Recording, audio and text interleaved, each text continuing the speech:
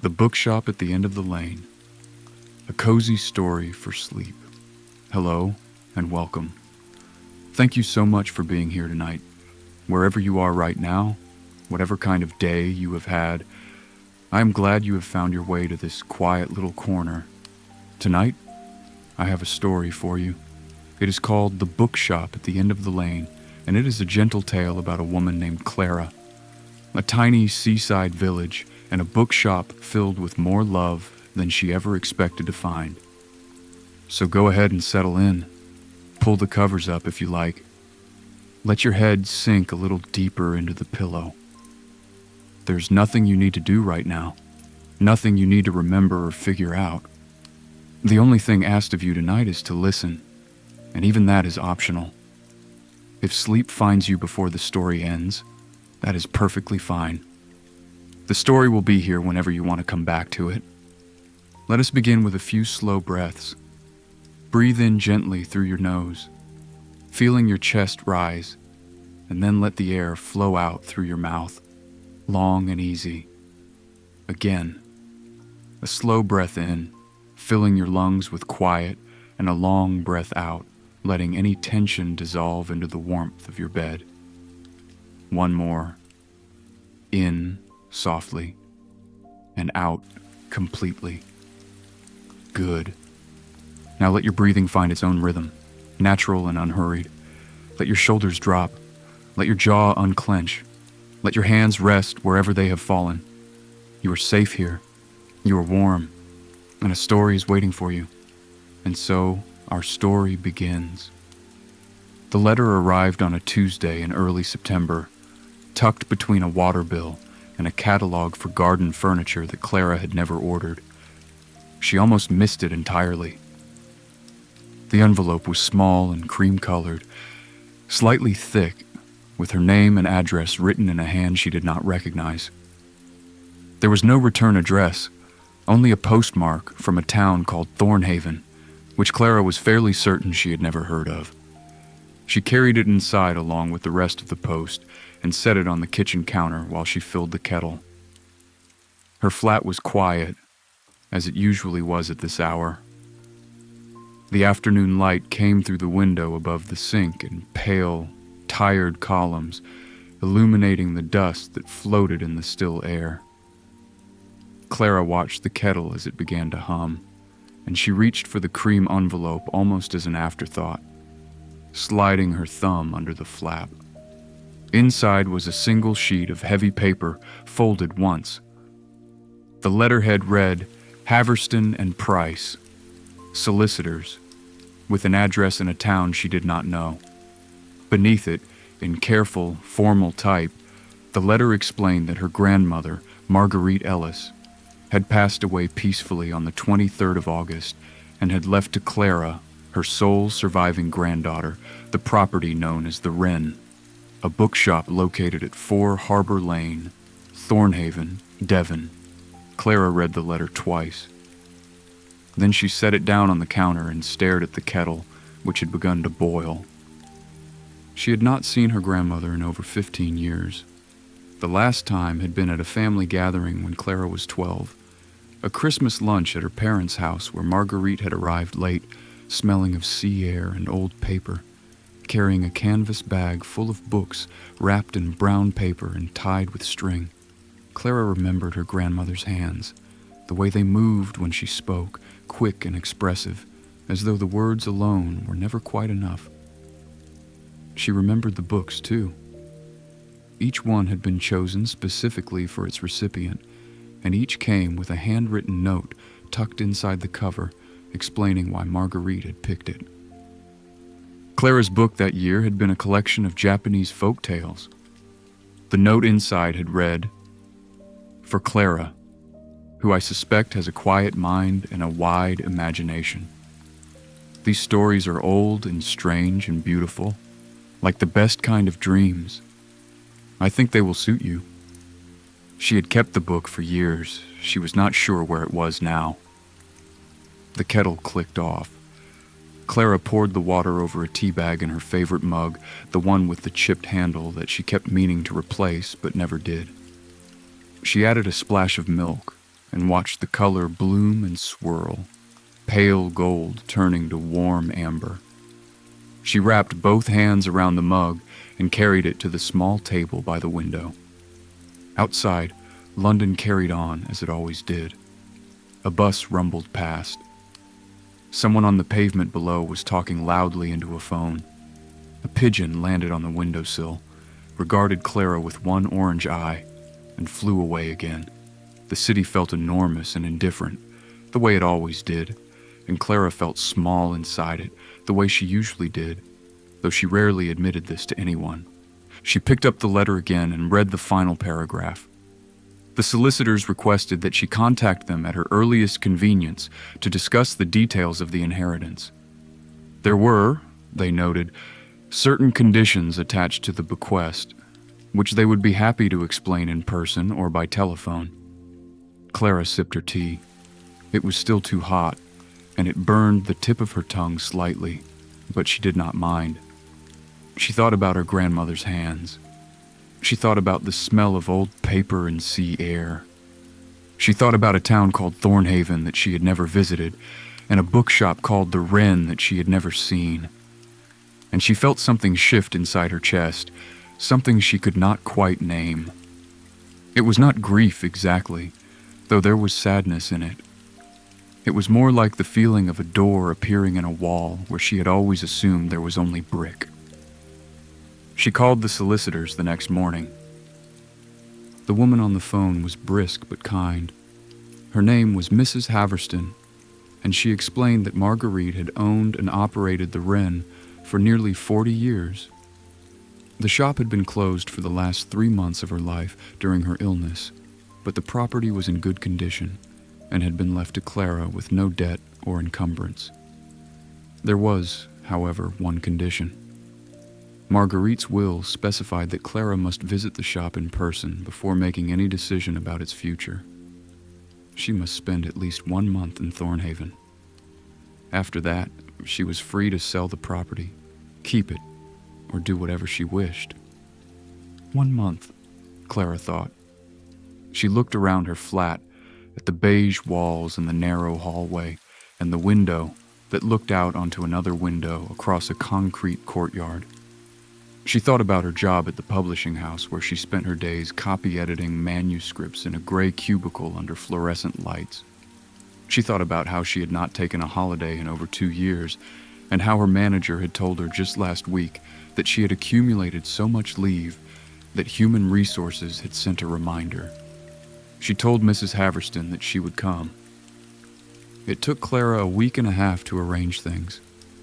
She packed 2 suitcases and a box of books, requested her leave, watered her single houseplant, a resilient pothos that had survived years of inconsistent attention, and asked her neighbor, David, to check on it while she was gone.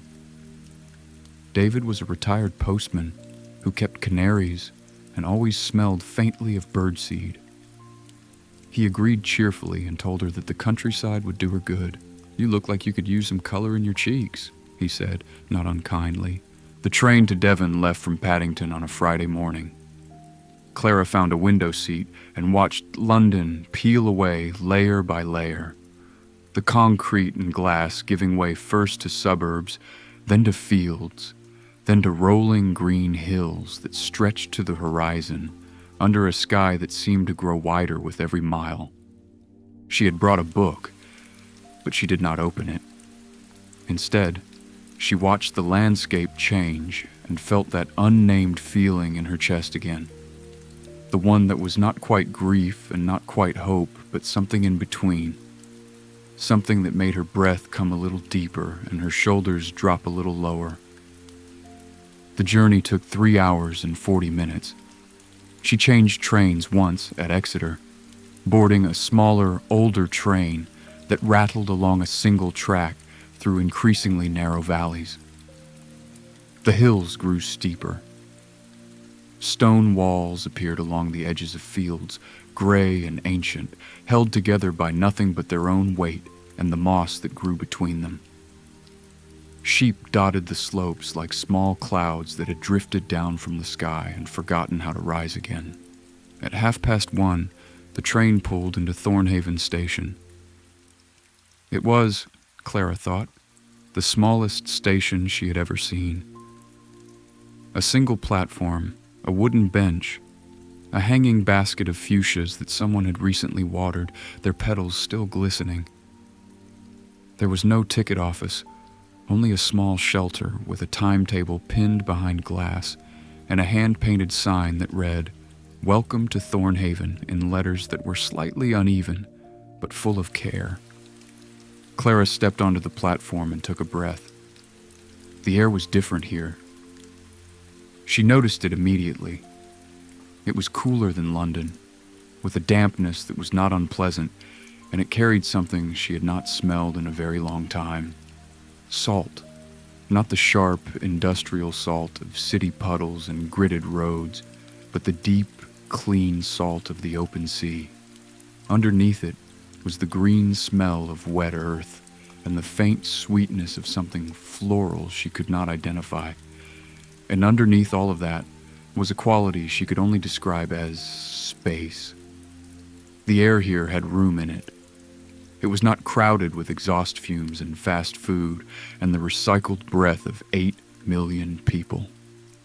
It simply was, open and cool and full of salt and green and sky. She stood on the platform for a moment longer than necessary, her suitcases at her feet, just breathing. A narrow road led from the station down a gentle hill toward the village. Clara could see it from the platform, a cluster of stone and slate buildings arranged along a harbor that curved like a cupped hand around a small bay. The water was gray-blue and calm, and several boats sat at their moorings, their masts swaying in a rhythm so slow it was almost imperceptible. Beyond the harbor, the sea stretched out to a horizon that was soft and hazy. The line between water and sky blurred by distance and the thin September light. Clara picked up her suitcases and walked. The road into the village was lined with hedgerows that were still thick with late summer growth, though the first hints of autumn were beginning to show.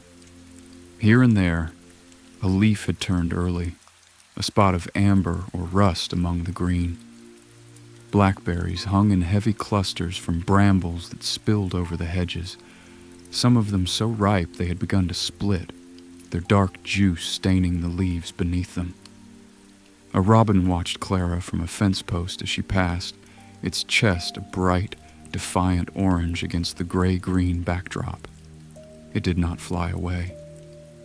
The village revealed itself slowly as she descended the hill.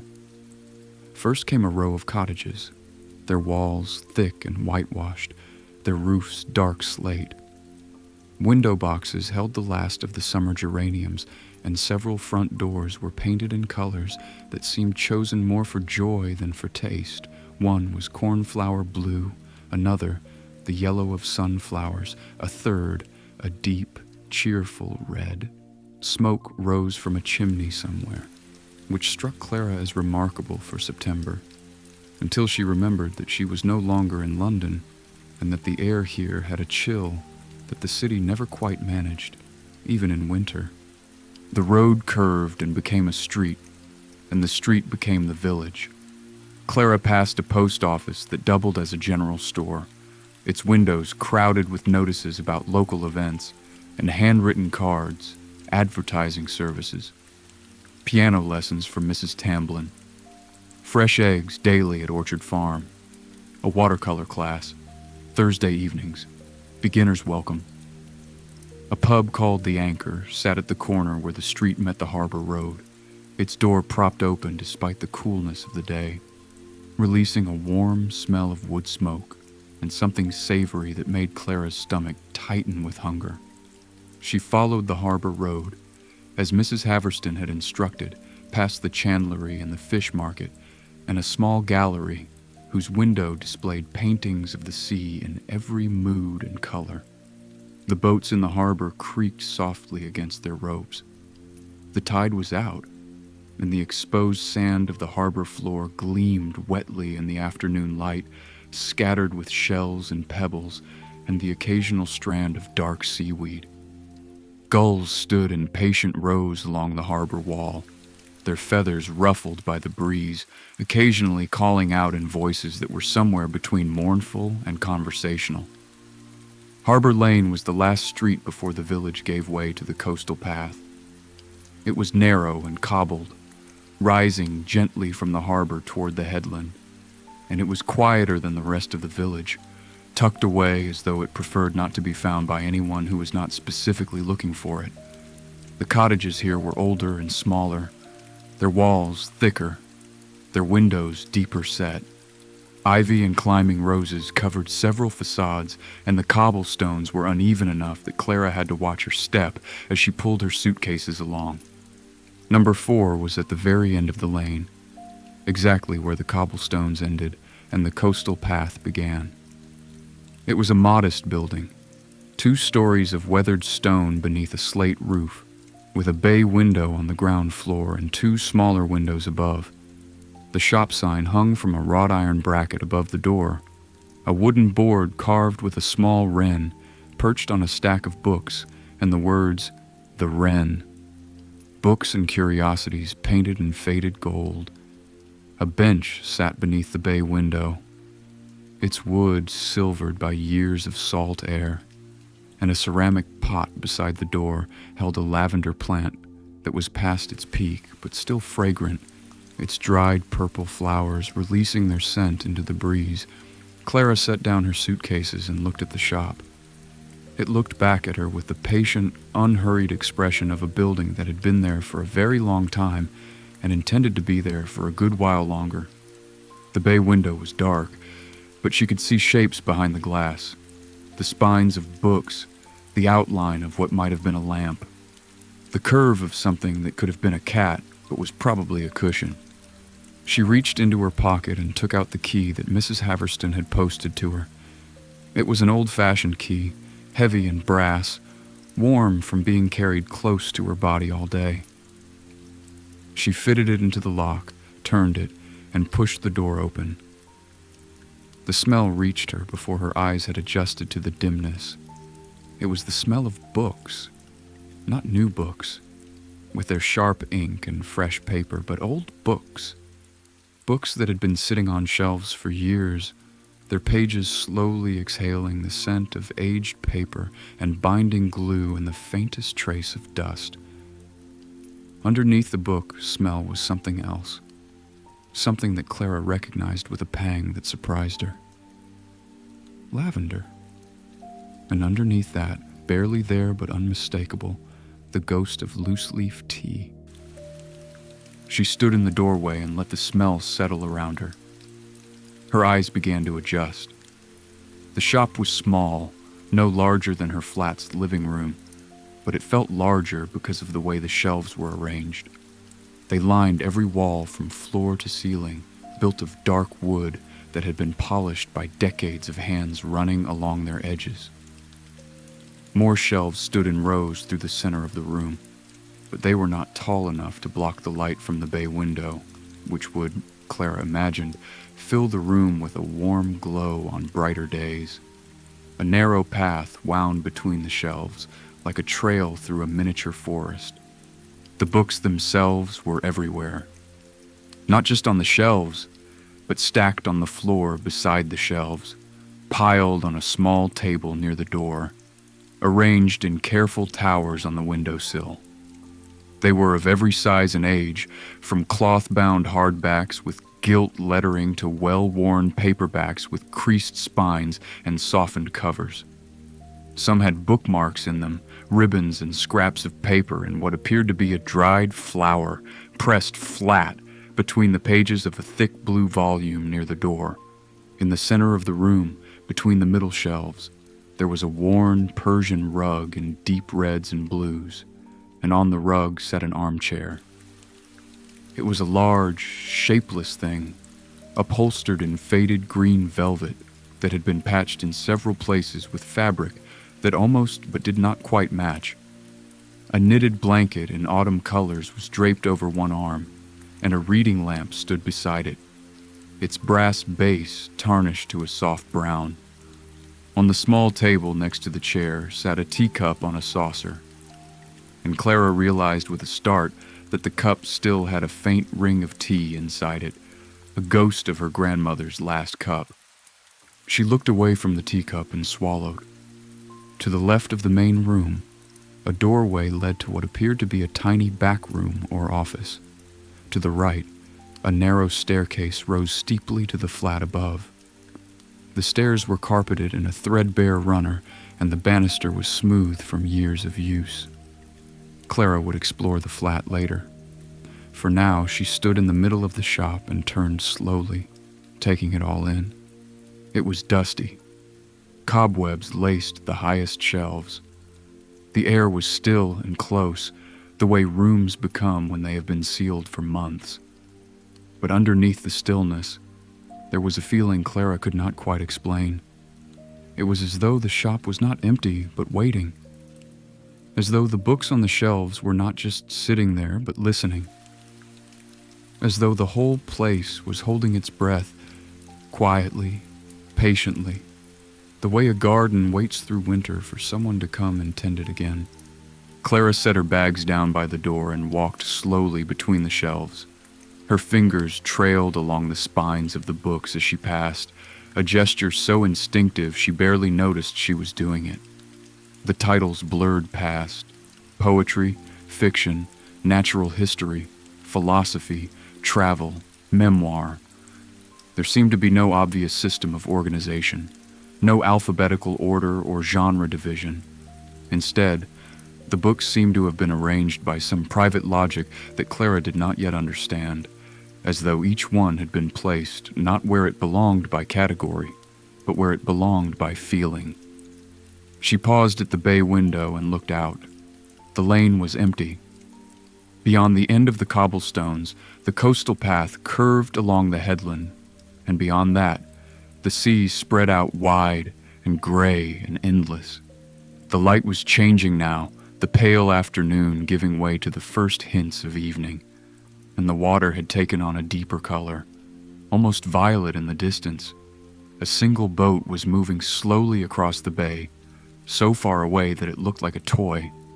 Clara pressed her hand against the cool glass and watched the boat until it disappeared around the headland. Then she turned back to the shop, to the dusty shelves and the silent books and the green armchair with its ghost of tea, and she said, very quietly, to no one in particular, "I am here." The flat above the shop was small and simple. Clara climbed the narrow staircase with her suitcases, one at a time, the stairs creaking under her weight in a way that felt more like greeting than complaint. At the top, a tiny landing opened onto 3 rooms: a bedroom, a sitting room, and a kitchen with a bathroom just off it. The bedroom was at the front of the building, directly above the shop, and it had a window that looked out over the harbor and the sea beyond. The bed was a double, dressed in white linen that someone, Mrs. Haverston perhaps, or a local caretaker, had recently laundered. Clara could smell the clean cotton, and when she pressed her hand against the pillow, it was soft and cool. A nightstand held a small lamp and a stack of 3 books, which Clara examined. A collection of coastal walks in Devon. A novel by someone she had not heard of, with a lighthouse on the cover, and a slim volume of poems by Mary Oliver, with a bookmark halfway through. She opened the Mary Oliver to the marked page and read the first line her eyes fell on. "Tell me, what is it you plan to do with your one wild and precious life?" She closed the book gently and set it back on the nightstand. The sitting room was cozy in the way that only very small rooms can be. A love seat upholstered in blue and white stripes sat beneath the window, which looked out over the back of the building toward a small, walled garden that Clara had not yet seen from below. The garden was overgrown but not abandoned. She could see the shapes of raised beds beneath the weeds, and what might have been a small fruit tree in the corner, its branches heavy with something she could not identify from this height. A bookshelf, smaller than the ones downstairs but equally full, occupied one wall. and a tiny fireplace with a cast iron grate sat opposite the love seat. The kitchen was the kind of room that made Clara want to cook something immediately, despite having done very little cooking in recent years. It was narrow, with a window above the sink that let in the last of the afternoon light, and it was fitted with open wooden shelves instead of cabinets. On the shelves sat a modest collection of dishes, white ceramic plates and bowls, a few mugs in mismatched colors, a small teapot in dark brown glaze. A kettle sat on the stovetop, an old-fashioned one, not electric, the kind that would whistle when the water boiled. Clara picked it up and filled it from the tap. The water ran cold and clear, and she set the kettle on the burner and turned on the gas, which caught with a soft blue pop. While the water heated, she opened the cupboards. Someone had stocked them with basics. Tea, of course, several kinds, in tins with handwritten labels. Darjeeling, Earl Grey, chamomile and honey, lapsang souchong. There was also a bag of sugar, a small jar of local honey with a label that read, Thornhaven Apiary, a tin of biscuits, and a bottle of milk in the fridge that was fresh. A note on the counter, written in a round, careful hand, read, Welcome to Thornhaven. Milk delivered Tuesdays and Fridays. Ring the bell at number 7 if you need anything at all. Margaret Briggs. Clara smiled. She could not remember the last time someone had left her a note. The kettle began to whisper, then to sing, then to whistle, a bright, insistent sound that filled the kitchen and made the room feel suddenly alive. Clara poured the boiling water over a bag of Earl Grey in one of the mismatched mugs, a blue one, slightly larger than the others, with a comfortable handle, and watched the water darken. She added a small spoonful of the local honey and stirred. The spoon clinked against the ceramic in a rhythm that was almost musical. She added a splash of milk and watched it bloom, pale clouds swirling through amber. She carried the tea to the sitting room and sank into the love seat. The cushions accepted her weight with a soft, sighing compression, as though they had been waiting for someone to sit in them. The tea was hot and fragrant, the bergamot bright against the deeper warmth of the honey, and Clara held the mug with both hands and let the steam rise against her face. Outside the window, the garden was falling into shadow. The sky above the rooftops was turning the color of peaches, soft pink and gold at the horizon, deepening to violet overhead. She could hear the sea, very faintly, a distant rhythmic shushing that might have been waves against the harbor wall, or might have been the blood in her own ears. She could hear a bird singing, a blackbird perhaps, its song rising from somewhere in the garden below, each phrase clear and unhurried. Clara sipped her tea and sat very still. The love seat was warm, the light was fading, the blackbird was singing. And for the first time in longer than she could remember, Clara felt something she had almost forgotten the shape of. It was not happiness exactly. It was quieter than that. It was the feeling of being in the right place. Not a certainty, request. She was nowhere near certain about anything, but a possibility. A door that had opened. A room that was waiting to see what she would do. She finished her tea as the last of the light drained from the sky. Then she unpacked her suitcases, slowly and without hurry, hanging her clothes in the narrow wardrobe and arranging her toiletries in the small bathroom, which had a clawfoot tub and a window that looked out onto nothing but sky. She brushed her teeth and washed her face with water that was almost too cold and felt sharp and clean against her skin.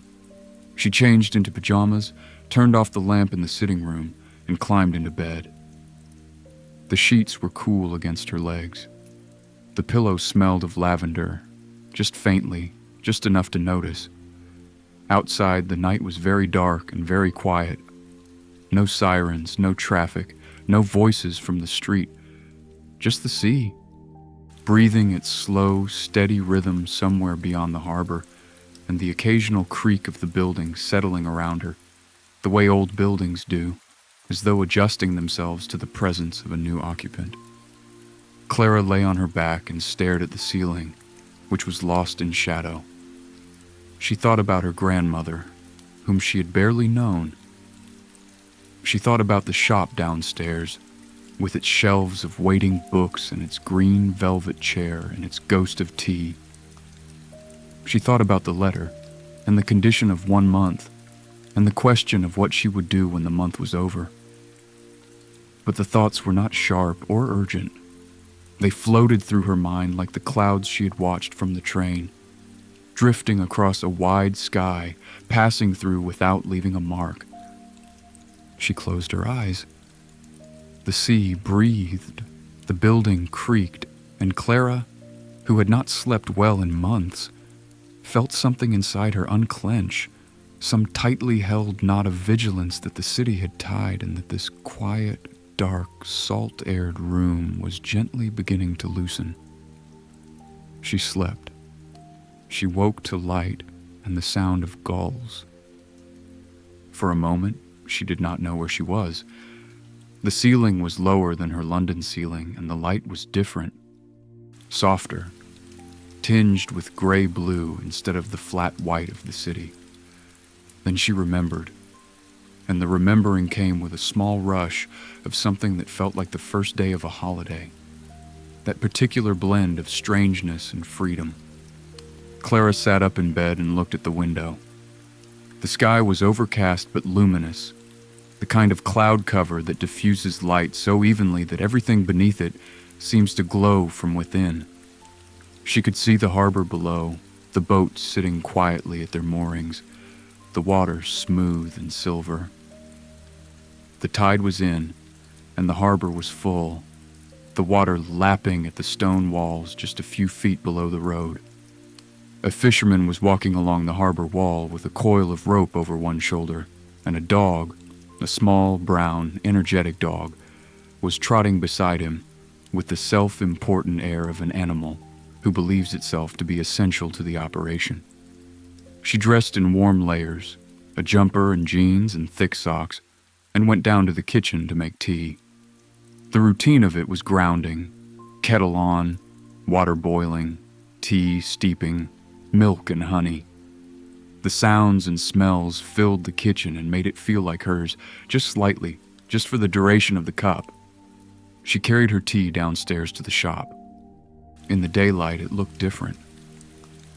The bay window let in a wash of pale, silvery light that reached deep into the room, catching the dust motes that Clara's presence had stirred into motion. They floated in the light like tiny planets in a tiny solar system, orbiting nothing, going nowhere, perfectly content. The books on the shelves seemed to have more color in this light. The deep reds and greens and blues of older bindings, the bright spines of newer paperbacks, the occasional flash of gold lettering catching the glow. Clara walked through the shop slowly, her tea in one hand, her other hand trailing along the shelves. She was not looking for anything specific. She was just looking. She noticed things she had missed the night before. A small ceramic owl on one of the shelves, nestled between two books as though it were perching there. A framed photograph on the wall near the back room, showing a younger woman standing in front of the shop with her arms crossed and a smile that was more mischievous than the formal pose suggested. Clara leaned closer. The woman was her grandmother, perhaps in her 50s, her hair dark and pulled back, her eyes bright. She was wearing an apron over a knitted jumper, and behind her, the shop sign was crisp and fresh, the gold letters gleaming. Clara looked at the photograph for a long time. She tried to reconcile this vivid, smiling woman with the vague, fragmented memories she carried. The Christmas visit, the canvas bag of books, the hands that moved when she spoke, the smell of sea air and old paper. It was not enough.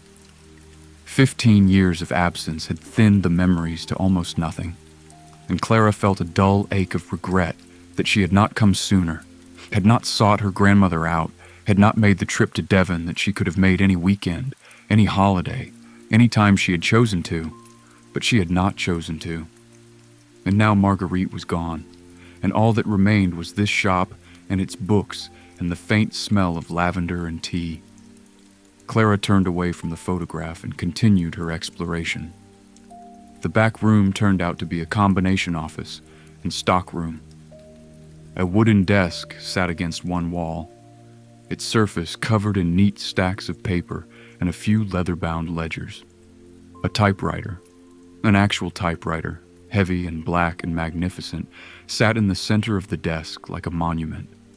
Beside it was a jar of pens, a magnifying glass, and a small brass dish that held paper clips and a single boiled sweet in a faded wrapper.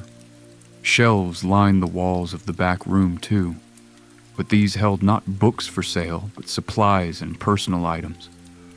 Rolls of brown paper and balls of string for wrapping. Stacks of bookmarks, some printed, some handmade. A collection of book plates that read, "From the shelves of the Wren in elegant script," and boxes.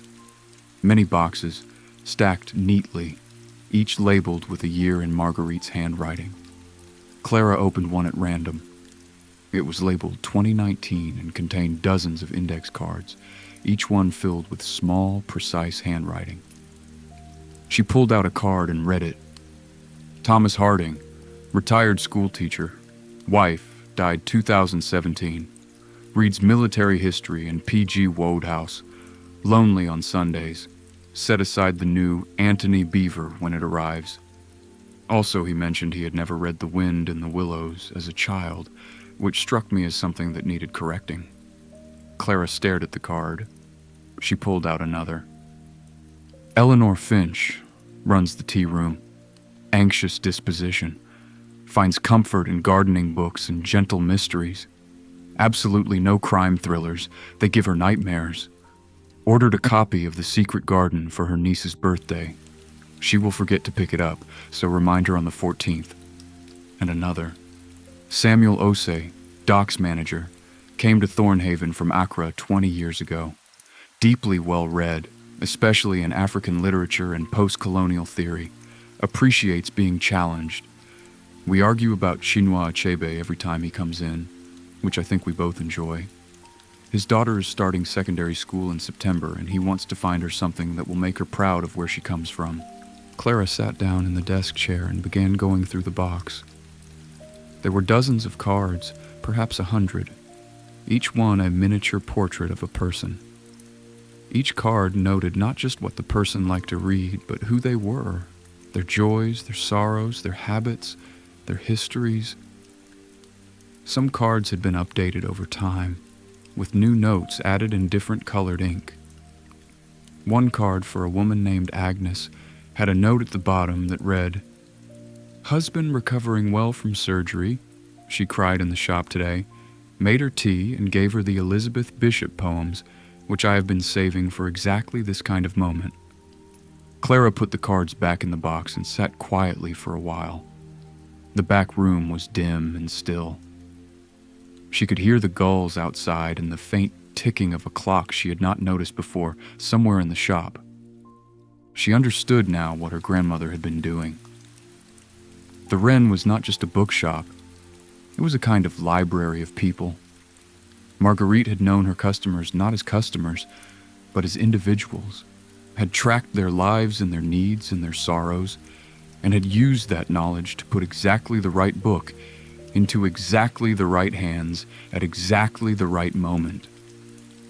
It was, Clara thought, a form of love so quiet and so steady that most people probably never even noticed it was happening. She closed the box and carried her tea back out into the main room. She sat down in the green armchair, which accepted her with the same sighing softness as the love seat upstairs. The velvet was worn to the texture of suede in places, and the cushion had a permanent depression from years of her grandmother's weight. Clara settled into that depression and felt, absurdly, as though she were being held. She sat there for a long time, drinking her tea and looking at the books. The light from the bay window moved slowly across the floor as the morning advanced, a pale rectangle that shifted and stretched like a cat settling into a sunbeam. The clock ticked, the dust motes drifted, and Clara sat in her grandmother's chair and began, very slowly, to feel that she might understand why she had been asked to come. The rest of that first day was spent cleaning. Clara had always found comfort in the physical work of putting things in order, and the shop gave her plenty to work with. She started with the bay window, pulling aside the curtains and wiping down the glass with a cloth and warm water until the light came through clean and bright. She swept the floor, working the broom carefully around the stacks of books, raising clouds of dust that made her sneeze and then dissolving in the light. She wiped down the shelves with a damp cloth, section by section, working her way around the room. It was slow, meditative work. Each shelf revealed small surprises. A postcard used as a bookmark, a folded receipt from a restaurant in Paris, a dried sprig of rosemary pressed between the pages of an herbal guide. These small artifacts of her grandmother's life accumulated on the desk in the back room, a growing collection of fragments that Clara handled with the care of an archaeologist. By mid-afternoon, the shop looked appreciably better. The windows sparkled, the shelves gleamed. The floor, revealed from under its layer of dust, was made of wide oak planks that had been worn smooth and golden by decades of feet. Clara stood in the middle of the room and looked around with a satisfaction that surprised her. She had not felt this particular pleasure in a long time, the pleasure of making a space clean and ready, of preparing a room to be used. She was considering whether to tackle the back room next when there was a knock at the door. Clara froze. She had not expected visitors. The shop was closed. The sign in the window turned firmly to closed, and she had assumed that the village knew this. But the knock came again, gentle but definite, and she went to the door and opened it. A woman stood on the cobblestones, holding a covered dish. She was perhaps 60, with silver hair cut short and practical, bright blue eyes behind tortoiseshell glasses, and the kind of face that looked as though it smiled often and easily. She wore a waxed jacket over a Fair Isle jumper and Wellington boots that were spotted with actual mud rather than decorative mud, and she radiated the particular energy of someone who has been outside since dawn and is better for it. "You must be Clara," the woman said. "I am Margaret Briggs, number 7. I left you the note about the milk." Clara remembered. "Yes," she said, "thank you. That was so kind. The milk and the tea and the biscuits. I did not expect anyone to..." She trailed off, not sure how to finish the sentence. Margaret Briggs smiled and held out the dish. "Cottage pie," she said. "Made it this morning. I thought you might not have had a chance to get to the shop for proper food yet, and Mrs. Price at the solicitor's told me you were arriving yesterday. You cannot live on tea and biscuits, though I know Marguerite certainly tried." She said the name easily, with the familiarity of long acquaintance, and Clara felt a question rise in her throat. "Did you know her well?" she asked, taking the dish, which was warm through the cloth covering it. Margaret's smile changed, softening into something more complex. "Everyone knew Marguerite," she said. "But yes, I knew her well. She was my closest friend for 30 years. She paused. "She talked about you, you know. Not often. She was not a woman who shared her feelings easily. But she talked about you." Clara did not know what to say to this, so she held the cottage pie and stood in the doorway and felt the sea breeze on her face and the warmth of the dish in her hands and the strange, tight feeling in her chest that she was beginning to recognize as something that had been frozen for a very long time and was now, slowly and painfully, beginning to thaw. Margaret seemed to understand that words were not needed. She patted Clara's arm once, firmly, the way a person does when they're telling you that everything will be all right without actually saying it, and she told Clara that she would leave her to settle in. "Come for tea tomorrow," she said, turning to walk back down the lane. "Number 7. The one with the red door. Bring your questions.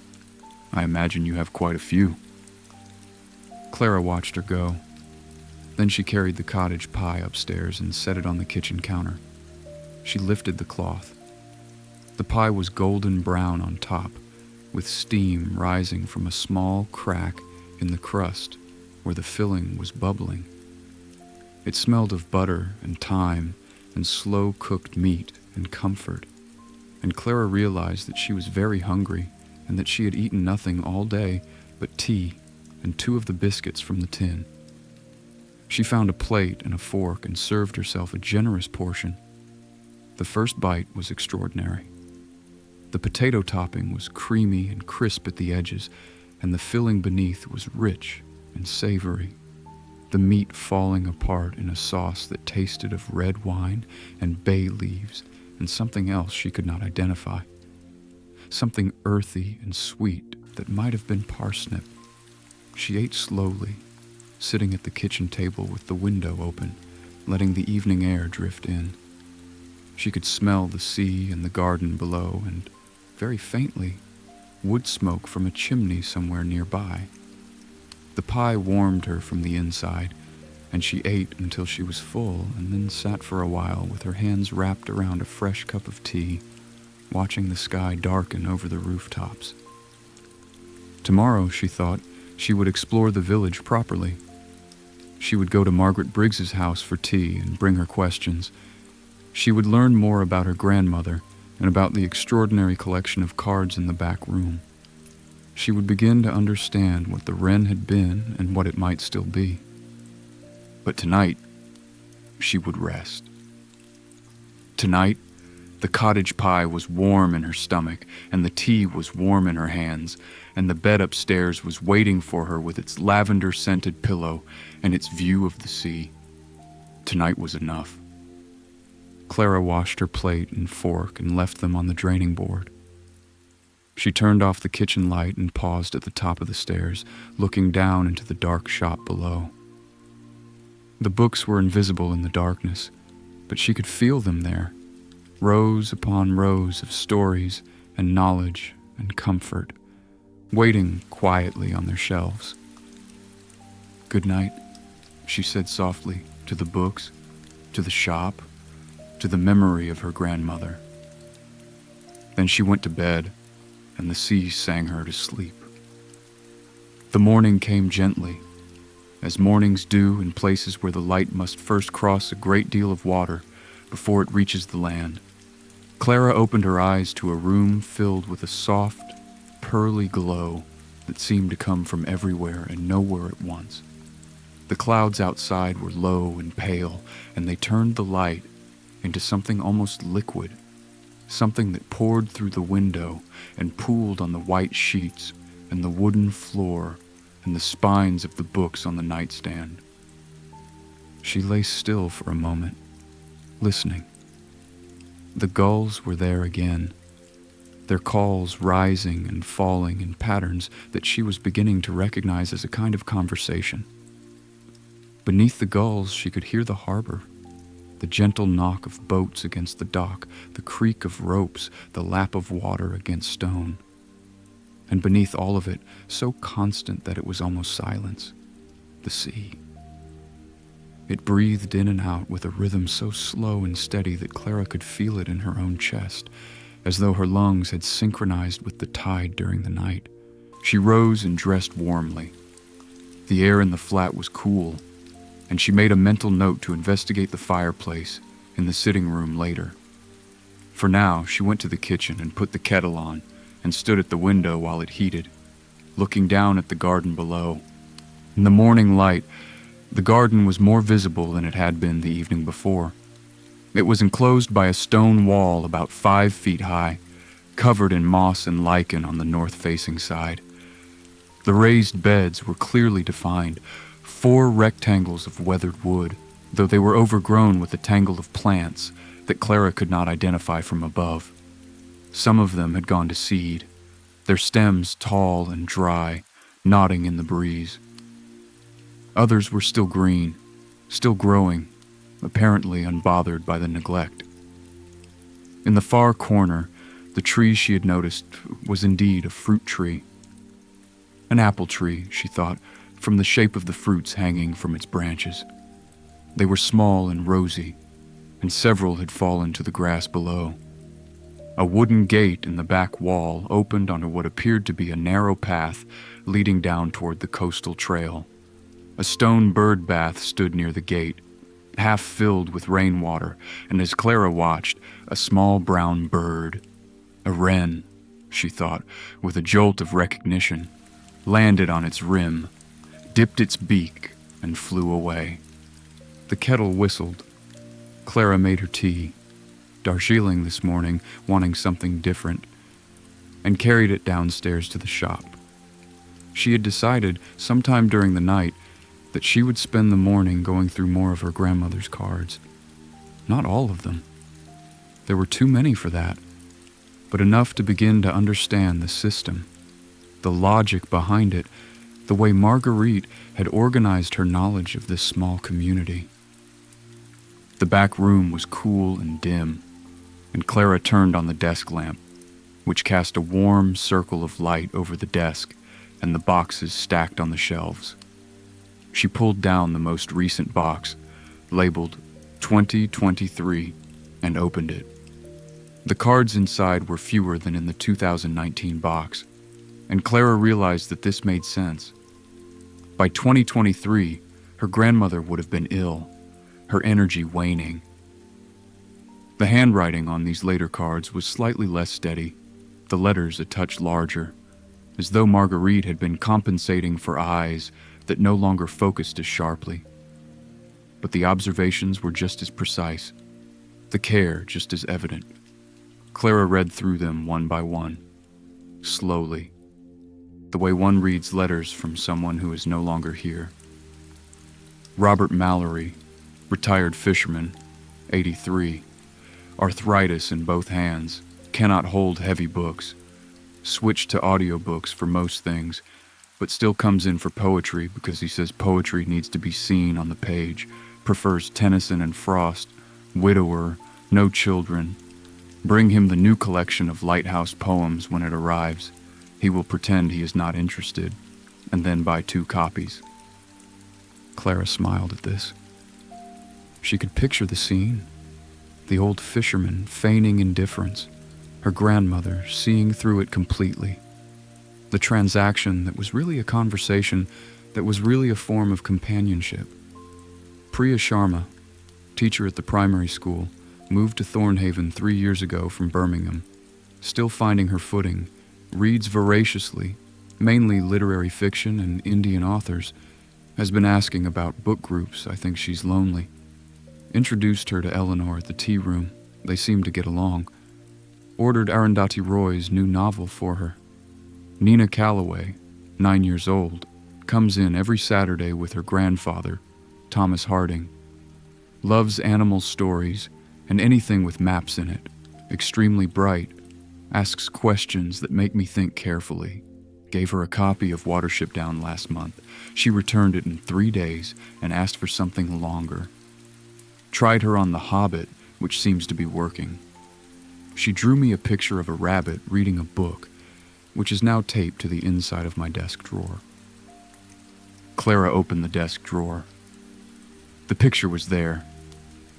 A rabbit, drawn in colored pencil with the careful intensity of a child who is taking their art very seriously, sat in a green armchair, unmistakably the green armchair in the shop, reading a tiny book.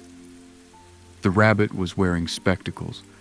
Underneath, in wobbly letters, it read, "For Mrs. Ellis, from Nina." Thank you for the books." Clara closed the drawer gently.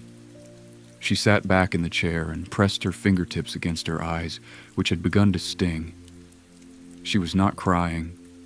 She was simply overwhelmed by the accumulated evidence of a life spent paying attention to other people. Each card was a small act of love, and there were hundreds of them. Years and years of quiet, meticulous devotion to the people of this village. She thought about her own life in London, her cubicle at the publishing house, her flat with its beige walls, her neighbor David, who was kind but whom she knew almost nothing about beyond the canaries and the birdseed. She thought about how she moved through her days in the city without seeing the people around her, not truly seeing them, the way her grandmother had seen the people of Thornhaven. She wondered if that was a failure of the city or a failure of herself, and she suspected it was both. She put the cards away and finished her tea, which had gone cold. Then she washed the mug, put on her coat, and went outside. The morning air hit her like a gentle slap, cool and damp and invigorating. The cobblestones of Harbor Lane were wet with overnight dew, and they glistened in the soft light like the scales of some enormous sleeping fish. Clara walked carefully down the lane toward the harbor, her hands in her pockets, her breath making small clouds that dissolved almost as soon as they formed. The village was waking up around her. A woman was sweeping the step of the post office. A man in a yellow slicker was loading crates onto a boat at the harbor, his movements practiced and unhurried. The door of the anchor was closed, but a chalkboard on the pavement outside announced the day's specials in handwriting that leaned heavily to the right, as though the words themselves were being blown by the wind. Catch of the day, mackerel. Soup, roasted butternut squash, pudding, apple crumble with custard. Clara walked along the harbor wall. The tide was halfway out, and the boats that had been floating the evening before were now sitting at various angles on the exposed sand, leaning against their keels like tired travelers resting against their luggage.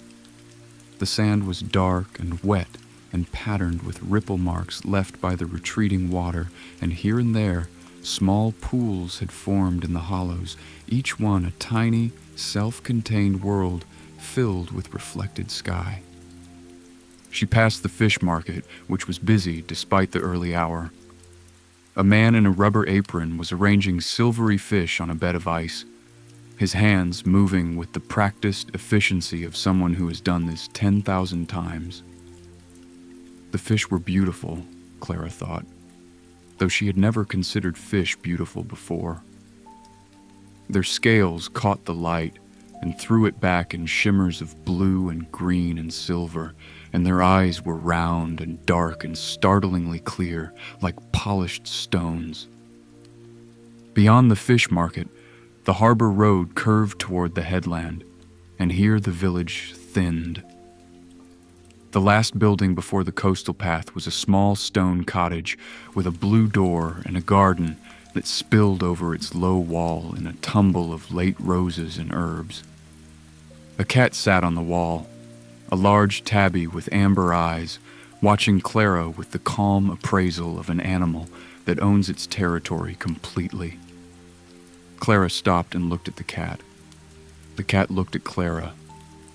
Neither of them moved. Then the cat yawned, displaying an impressive array of teeth, and began to wash one paw with the unhurried thoroughness of someone who has no appointments and no intention of making any. Clara smiled and continued walking. The coastal path rose gently from the village toward the headland, a narrow track of packed earth and flat stones that wound between gorse bushes and low, wind-sculpted hawthorns. The gorse was past its main flowering, but a few late blooms still clung to the branches, their yellow so bright it seemed to generate its own light. Clara brushed past a bush and caught its scent. Warm, sweet, almost tropical, entirely unexpected on this cool English headland. She climbed. The path rose steadily, and as it climbed, the view opened. She could see the village below and behind her, the harbor and the boats, and the cluster of rooftops, all made miniature by distance. Ahead, the headland stretched toward the sea, its grass cropped short by wind and sheep. The sheep themselves were scattered across the slope, their wool gray and thick, their faces dark and contemplative. They watched Clara pass with the same calm appraisal as the cat, and she had the brief, absurd thought that the animals of Thornhaven had developed a unified philosophy of unhurried observation. At the top of the headland, the path leveled out, and Clara stopped. The view was extraordinary. To the left, the coastline stretched away in a series of coves and cliffs, the rock dark and layered, carved by millennia of waves into shapes that were both beautiful and geological. To the right, the open sea spread out to the horizon, vast and gray and alive with a subtle, ceaseless movement that was not quite waves and not quite calm, but something in between. A breathing, shifting surface that caught the light and scattered it in 1,000 directions. Clara stood there for a long time. The wind was stronger on the headland, and it pulled at her hair and pressed her jacket against her body and made her eyes water. But she did not mind. The wind was clean and cool and full of salt, and it seemed to blow through her as much as around her, as though it were clearing out the stale air of the city that she had been carrying in her lungs for years. She found a flat rock near the edge of the path and sat down. The rock was cold through her jeans, and the wind kept blowing, and the sea kept moving, and the sheep kept watching, and the sky stretched above it all in an unbroken expanse of gray that was neither sad nor beautiful, but simply vast. Clara pulled her knees up to her chest and wrapped her arms around them and watched the sea until she lost track of time. She was not thinking about anything in particular. She was not thinking about her grandmother, or the shop, or the cards, or London, or the question of what she would do when the month was over. She was simply sitting on a rock on a headland above the sea, and for those minutes, however many they were, that was enough. The wind blew. The sea moved. Clara sat still. When she finally stood, her legs were stiff and her cheeks were numb with cold. She walked back down the path to the village, and by the time she reached the harbor, she was warm again and hungry.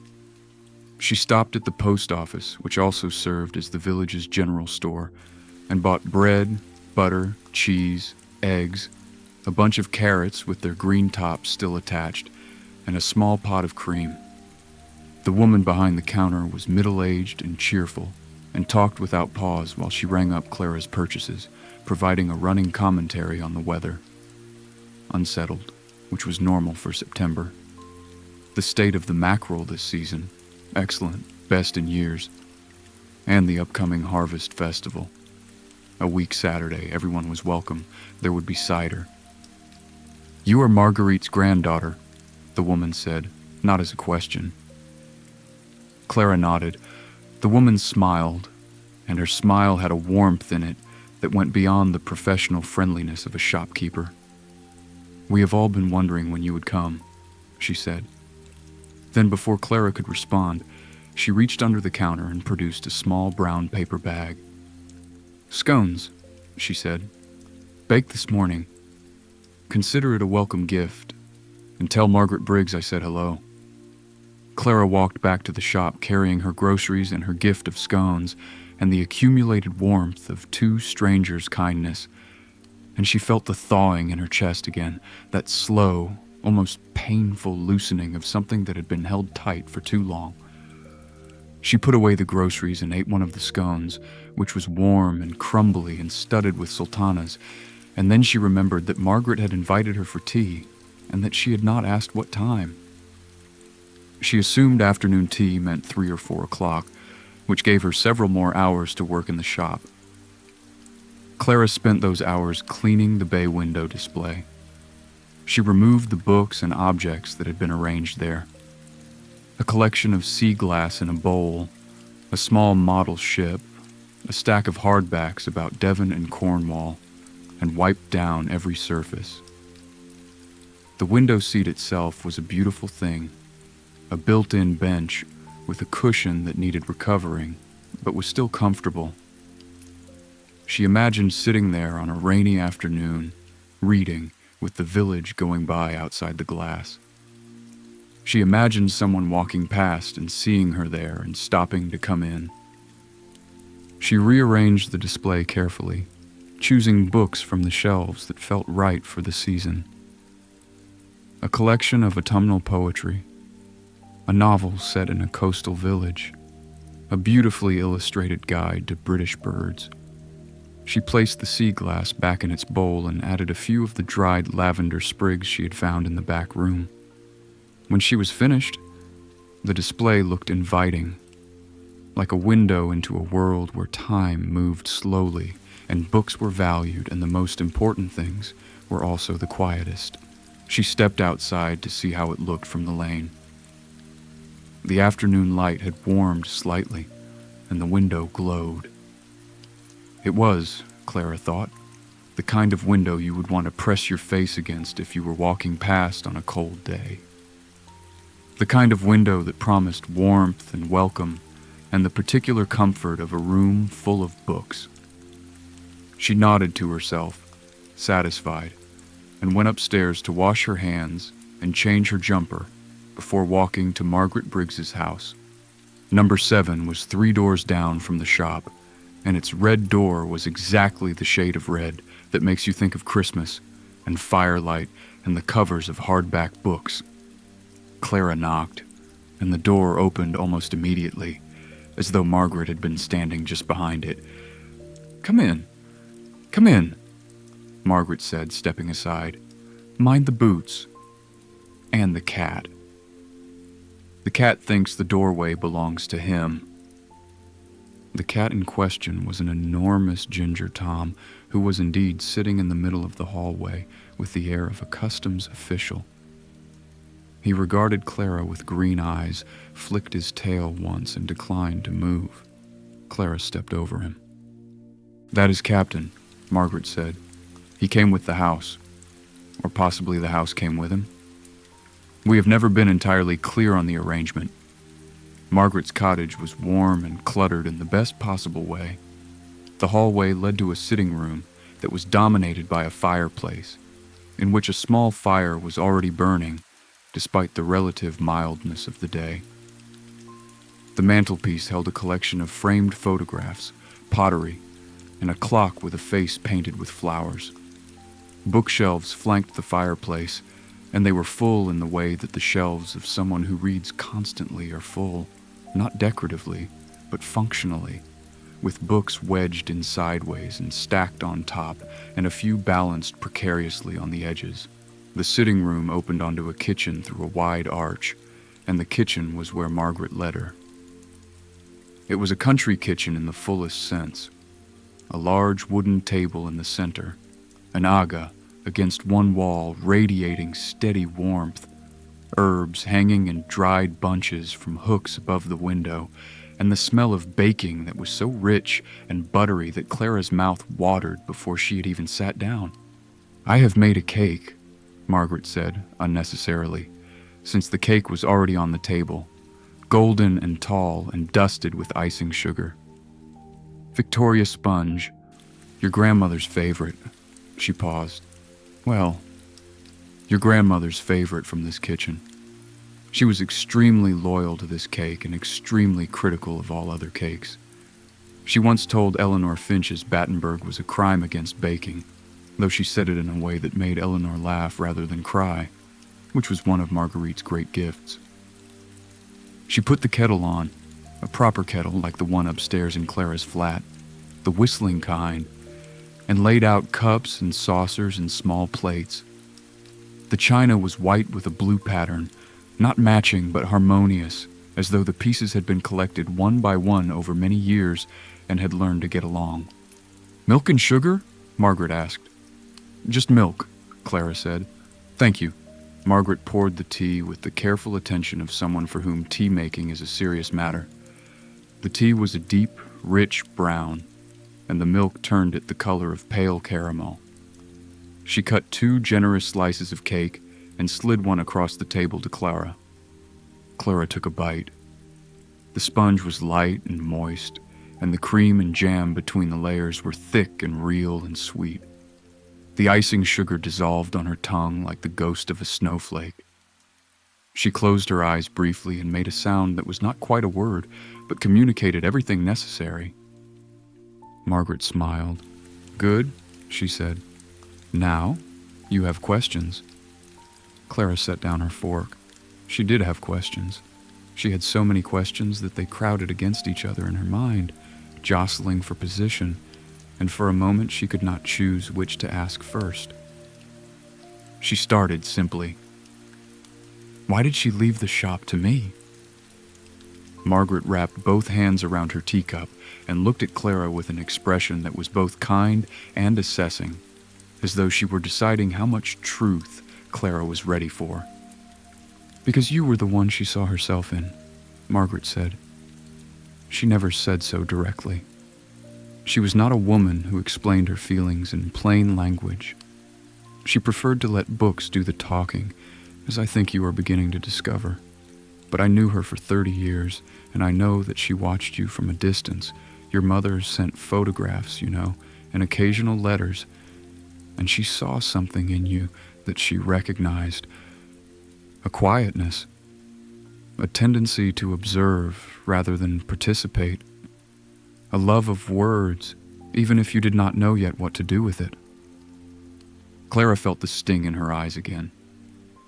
Why did she not get in touch? She asked. I would have come. If I'd known she wanted to see me, I would have come. Margaret sighed softly. That, she said, is a longer story, and it involves your mother and some things that happened before you were born, and I am not sure it is my story to tell. But I will tell you what I can, because I think Marguerite would have wanted you to know. She paused.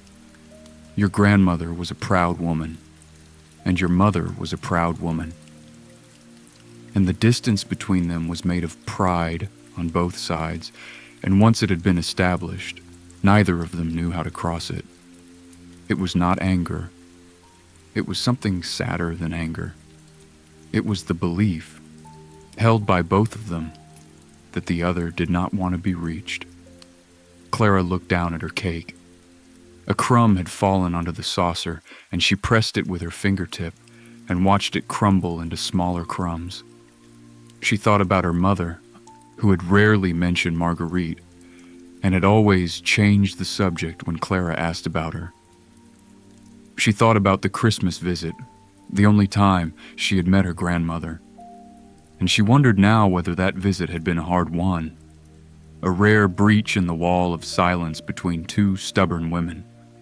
She was not unkind, your mother, Margaret said gently, and neither was Marguerite. They loved each other. They simply did not know how to be in the same room with that love. Some families are like that. The love is there, but the language for it is missing. Clara nodded. She understood this more than she wanted to admit. They sat in silence for a moment, the kind of silence that is not empty but full, the way a room full of books is full even when no one is reading them. The fire crackled softly in the other room. Captain the Cat appeared in the kitchen doorway, assessed the situation, and jumped onto the chair between them, where he curled into a large ginger circle and began to purr. Tell me about the cards, Clara said. Margaret's face brightened. Ah, she said, the cards. Yes, that was Marguerite's great project. She started them in the early 90s, not long after she opened the shop. At first, she said, it was just practical, remembering what people liked, what she had ordered for them when their birthdays were. But over the years, it became something more. She began to notice things, the way certain books landed differently for certain people at certain times, the way a novel could help someone through a grief, or a book of poems could unlock something in someone who had been closed off. She began to match books to people the way a doctor matches medicine to illness, except it was not illness she was treating, it was... And here Margaret paused, searching for the right word. It was life. She was treating life, the ordinary, beautiful, difficult business of being alive. Clara thought about this. She thought about the card for Thomas Harding, the retired school teacher who had never read The Wind in the Willows. She thought about Priya Sharma, the teacher from Birmingham who was still finding her footing. She thought about 9-year-old Nina and her drawing of a rabbit in spectacles. "Did it work?" she asked. Margaret laughed, a warm, genuine laugh that made Captain's ears twitch. "Oh, it worked," she said. "Not always. Not perfectly." Marguerite was the first to admit that some matches were duds. She gave Arthur Penrose a copy of War and Peace once, convinced it would change his life, and he returned it after 6 pages and asked for a book about fishing instead. But more often than not, yes, it worked. People would come into the shop feeling one way and leave feeling another. Not better, necessarily, just seen, known. As though someone had taken the trouble to understand who they were and what they needed, and had placed exactly the right words in their hands. She took a sip of her tea. The village loved her for it, she continued. They did not always know that was what they were loving. They thought they loved the shop, or the atmosphere, or the tea she always had on offer. But what they really loved was being known. That is the rarest thing in the world, you know, to be truly known by another person. Not judged, not fixed, just known. Clara looked at Margaret. "And now?" she asked. "Since the shop has been closed?" Margaret's expression softened. "Now they are a bit lost," she said simply. "They go to the library in the next town, or they order books online. But it is not the same. The books arrive without a note inside, without someone saying, 'I thought of you when I saw this,' without the conversation that came with every purchase." She paused. Marguerite was not just a bookseller. She was a kind of connective tissue. She held the village together in ways that people are only now beginning to understand, now that she's gone. The fire in the other room popped, sending a small shower of sparks against the grate. Clara could hear the wind rising outside, pushing against the cottage walls, and the faintest sound of rain beginning to tap against the windows. Captain purred. The clock on the mantelpiece ticked. The kitchen smelled of cake and tea and the dried herbs hanging from their hooks, and Clara sat in all of it, absorbing it the way soil absorbs rain, slowly and deeply and with a thirst she had not known she was carrying. "You are wondering whether to open the shop," Margaret said. It was not a question. Clara hesitated. "I do not know anything about running a bookshop," she said. Marguerite did not know anything about running a bookshop when she started, Margaret replied.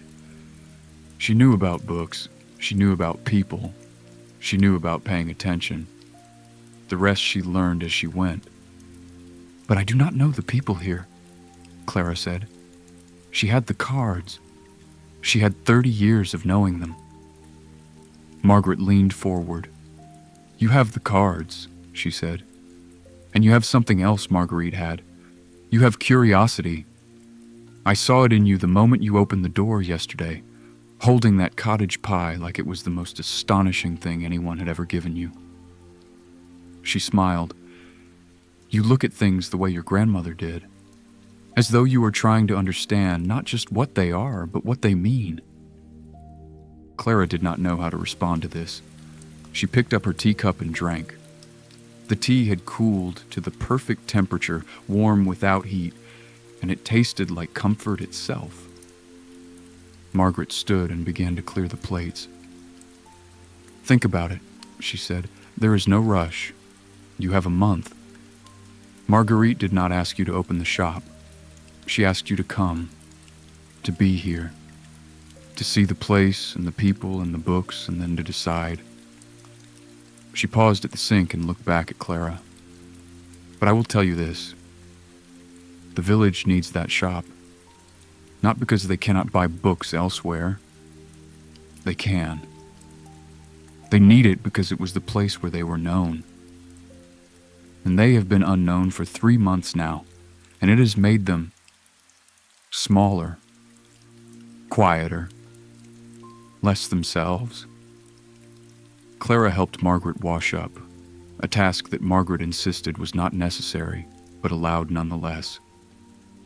They stood side by side at the sink, Margaret washing and Clara drying, and the domesticity of it, the warm water, the clink of china, the shared rhythm of the work, made Clara feel something she had not felt in a very long time, which was the simple, profound comfort of being useful in the company of another person. When the dishes were done and the cake had been wrapped in foil and half of it pressed upon Clara despite her protests, Margaret walked her to the door. The rain had settled into a steady, gentle drizzle, the kind that does not so much fall as hover in the air, turning everything soft and damp and slightly silver. "You will need a proper waterproof," Margaret said, looking at Clara's London jacket with the benign disapproval of someone who has lived by the sea for decades. "I will lend you one of mine until you can get to town." Clara thanked her and stepped out into the rain. It was cool on her face, and the cobblestones gleamed like polished metal in the gray light. She walked the few steps back to the shop with the cake under one arm and her hair darkening with moisture, and she let herself in and stood in the hallway, dripping gently, listening to the rain on the windows and the silence of the books. She made a new cup of tea, chamomile this time, wanting something to settle the fullness of her thoughts, and carried it to the green armchair in the shop.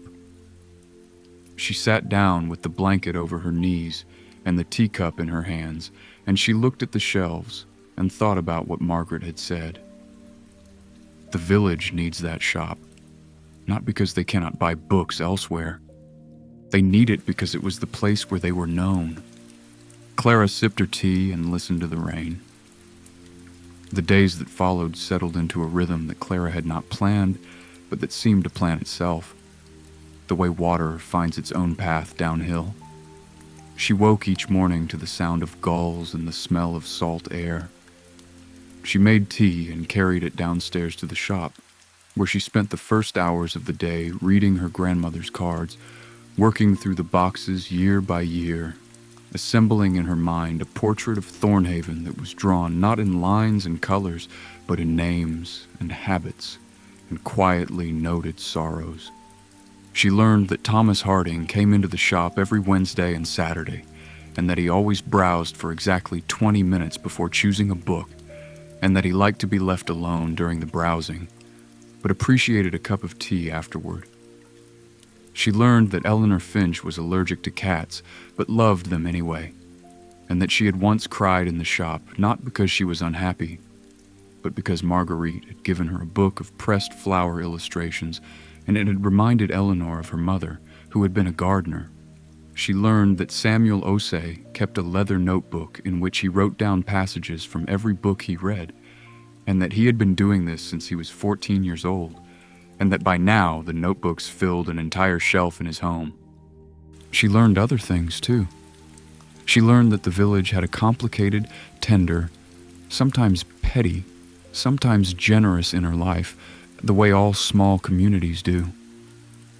She learned that the woman at the post office, whose name was Janet Penhallow, had been feuding with the owner of the gallery for 7 years over a boundary hedge, but that they always sat together at the harvest festival and shared a bottle of wine. She learned that the fisherman who walked with the small brown dog was called Arthur Penrose, the same Arthur who had rejected war and peace, and that he had been born in Thornhaven, and had never spent a single night away from it in 78 years, which was either admirable or claustrophobic, depending on your perspective, and which Marguerite had noted without judgment. Each afternoon, Clara walked. She explored the coastal path in both directions, learning its curves and its views, and the places where the wind was strongest, and the places where the gorse provided shelter. She walked into the village and along the harbor and past the pub and through the narrow lanes that threaded between the cottages like the veins of a leaf.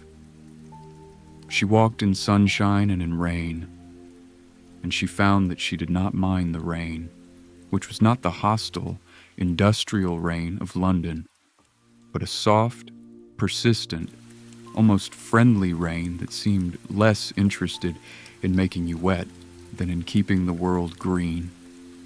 On these walks, she began to meet people. Not deliberately. She was not introducing herself. But Thornhaven was a small village, and a new face was noticed, and people spoke to her. The fisherman Arthur Penrose raised a hand in greeting as she passed the harbor and told her, without preamble, that the mackerel were running thick and she should get herself a fillet while they were fresh. Janet Penhallow at the post office called her by name the second time she came in and asked how she was settling in and whether the flat was warm enough and had she found the extra blankets in the cupboard on the landing. And so, gradually, without quite meaning to, Clara began to know the people of Thornhaven, and they began to know her. It was on the 5th day that something happened which Clara would later think of as the beginning. She was in the shop, sorting through a shelf of poetry near the back, when she heard a tap on the bay window. She looked up and saw a face pressed against the glass. A small, round face with dark eyes and a fringe that needed cutting, framed by the hood of a yellow raincoat. The face was looking past Clara at the shelves behind her with an expression of intense, almost painful longing. Clara went to the door and opened it. On the steps stood a girl of about 9 or 10, her raincoat dripping, her Wellington boots splashed with mud. Beside her stood an older man, tall and thin, with white hair and kind eyes and the slightly apologetic expression of someone who has been brought somewhere against their better judgment by a child. "I am so sorry," the man said. She saw the light on and she would not be dissuaded. "Nina, we talked about this. The shop is closed." The girl... Nina, Clara realized with a start. Nina Calloway, the girl who drew the rabbit, looked up at Clara with eyes that were dark and serious, and full of a need that was impossible to refuse. "Are you Mrs. Ellis's granddaughter?" she asked. Clara nodded. "I am Clara," she said. "I know," Nina said. "She told me about you. She said you worked with books in London. She said you would come one day." Clara looked at the old man, who she now recognized as Thomas Harding, the retired school teacher who read military history and P.G. Wodehouse, and had never, until Marguerite's intervention, read The Wind in the Willows. Thomas gave a small, helpless shrug.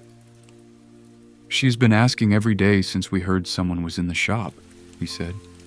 "She misses it terribly. We both do." He paused. "But please do not feel any obligation. We know you are only here temporarily." Clara looked down at Nina. The girl was still staring past her into the shop, and the longing on her face was so naked and so sincere that Clara felt something crack open inside her chest, something that she had been carefully holding closed. "Would you like to come in?" Clara asked. Nina's face transformed. It was like watching a light come on in a window, sudden and warm and unmistakable. She looked up at her grandfather, who hesitated for only a moment before nodding. They came in. Nina went straight to the shelves with the unerring instinct of a child who knows exactly where she is going, and she ran her hands along the spines the way Clara had done on her first night, with a touch that was less browsing than greeting.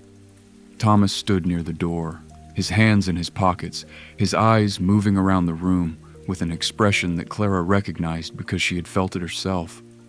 The bittersweet pleasure of being in a place that is both familiar and irrevocably changed.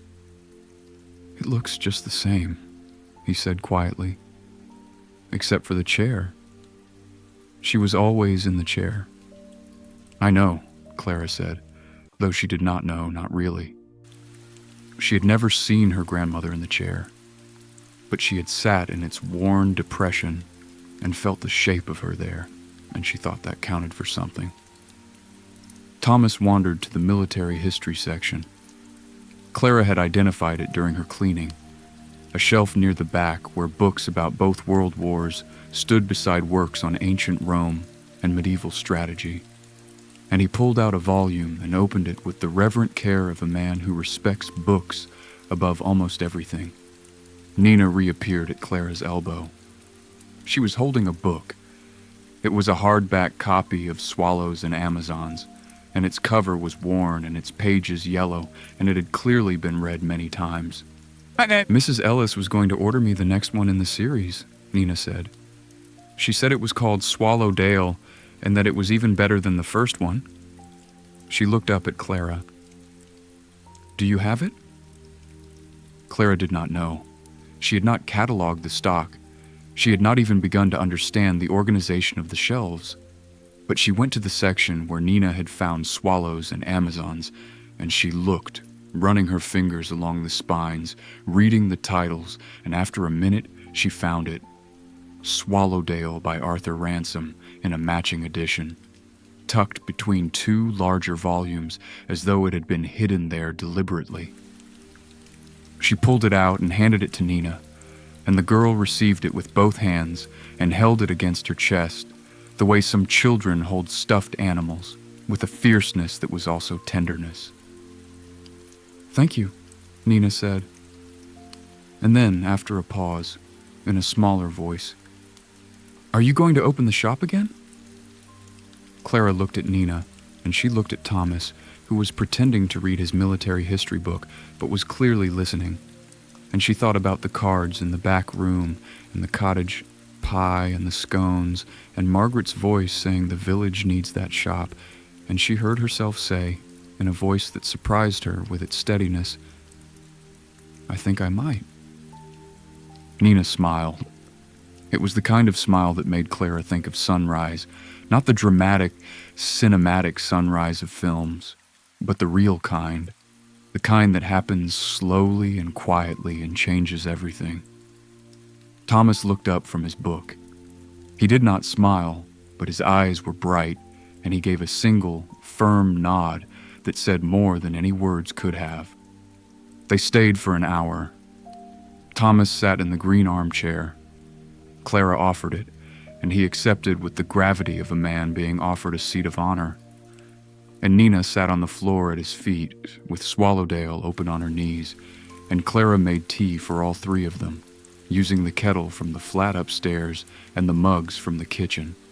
And they sat together in the quiet shop while the rain continued outside, and nobody said very much, and it was one of the most perfect hours Clara had ever spent.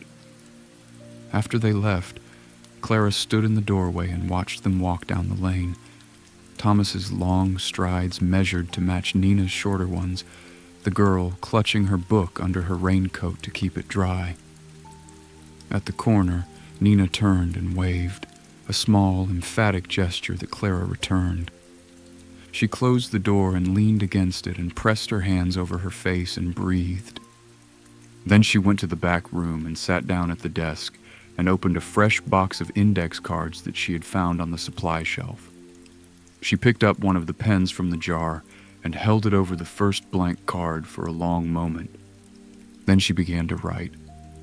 Nina Calloway, 10 years old, comes to the shop with her grandfather, Thomas Harding.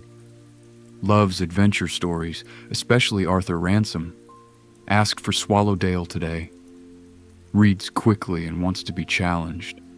Drew a picture of a rabbit in spectacles for my grandmother, which is in the desk drawer and which I will keep there forever.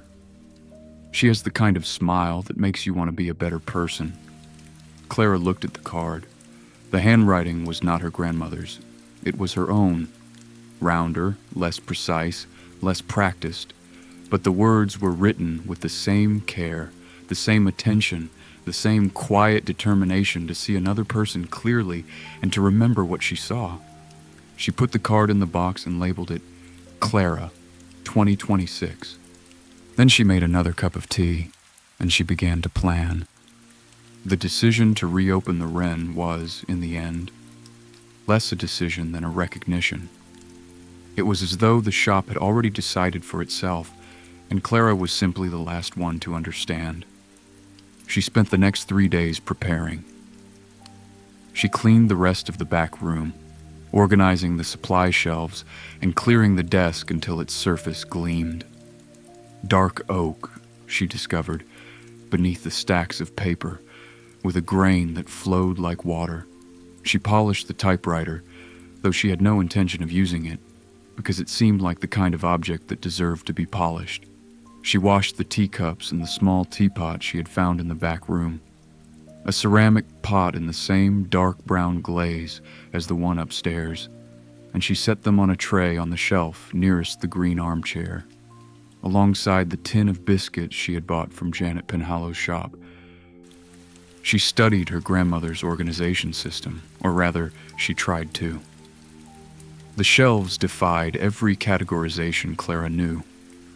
Fiction was not separated from nonfiction. Poetry was not in one place. The books about the sea were scattered throughout the shop, appearing on shelves alongside novels and memoirs and gardening guides, as though the sea were not a subject, but a feeling that surfaced wherever it pleased. After 2 days of trying to decode the logic, Clara sat down in the green armchair with a cup of tea and looked at the shelves from the position her grandmother must have looked at them 1,000 times, and something shifted. The books were not organized by subject. They were organized by mood.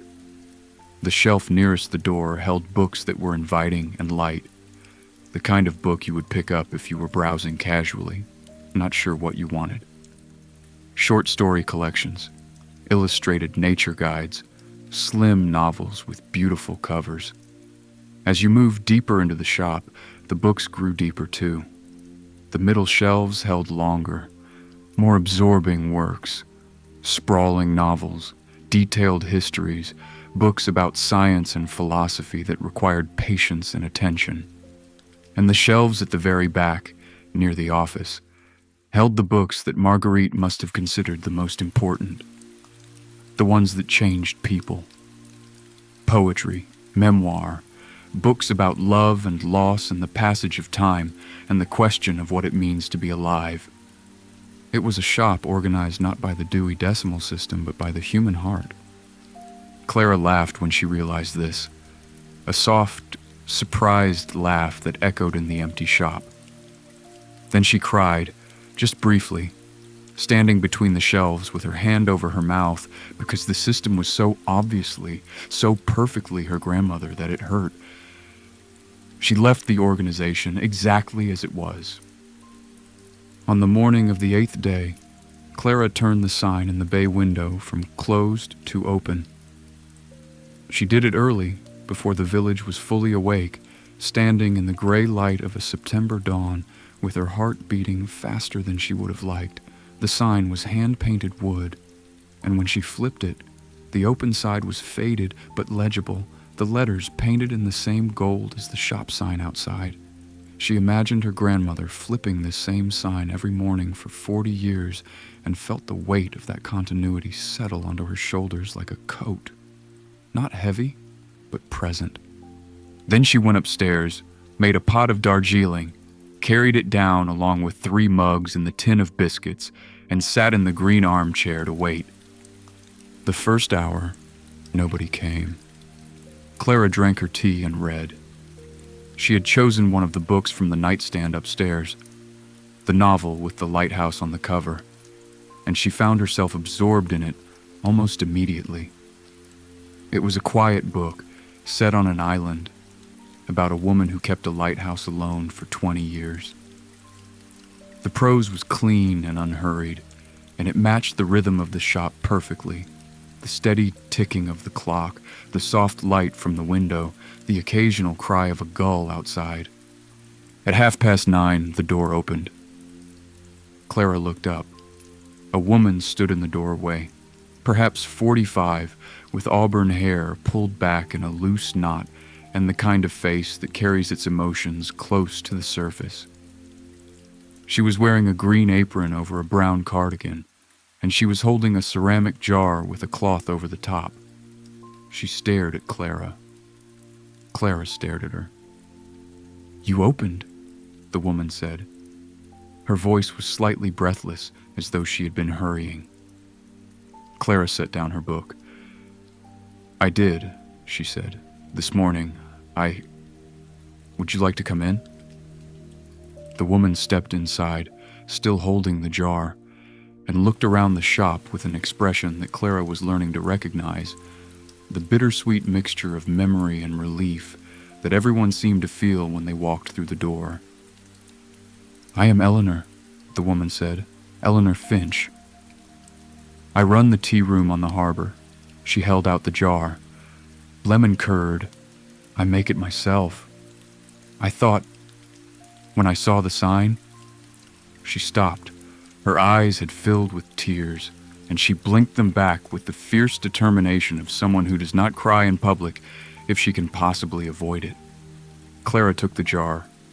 It was warm from the kitchen, and through the cloth she could smell lemons and butter and sugar. "Thank you," she said. "That is incredibly kind." Eleanor shook her head. "It is not kind," she said. "It is selfish. I have missed this place so much." She looked at the shelves, the armchair, the bay window. "Your grandmother was..." She paused again, struggling. "She was the only person who ever knew exactly what I needed to read. I would come in feeling awful, and she would hand me a book without a word, and it would be perfect every time. I do not know how she did it." Clara thought of the card. Eleanor Finch, anxious disposition, finds comfort in gardening books and gentle mysteries. She did not mention the card. Instead, she said, "Would you like a cup of tea?" Eleanor laughed, a watery, grateful laugh. "I would love a cup of tea," she said.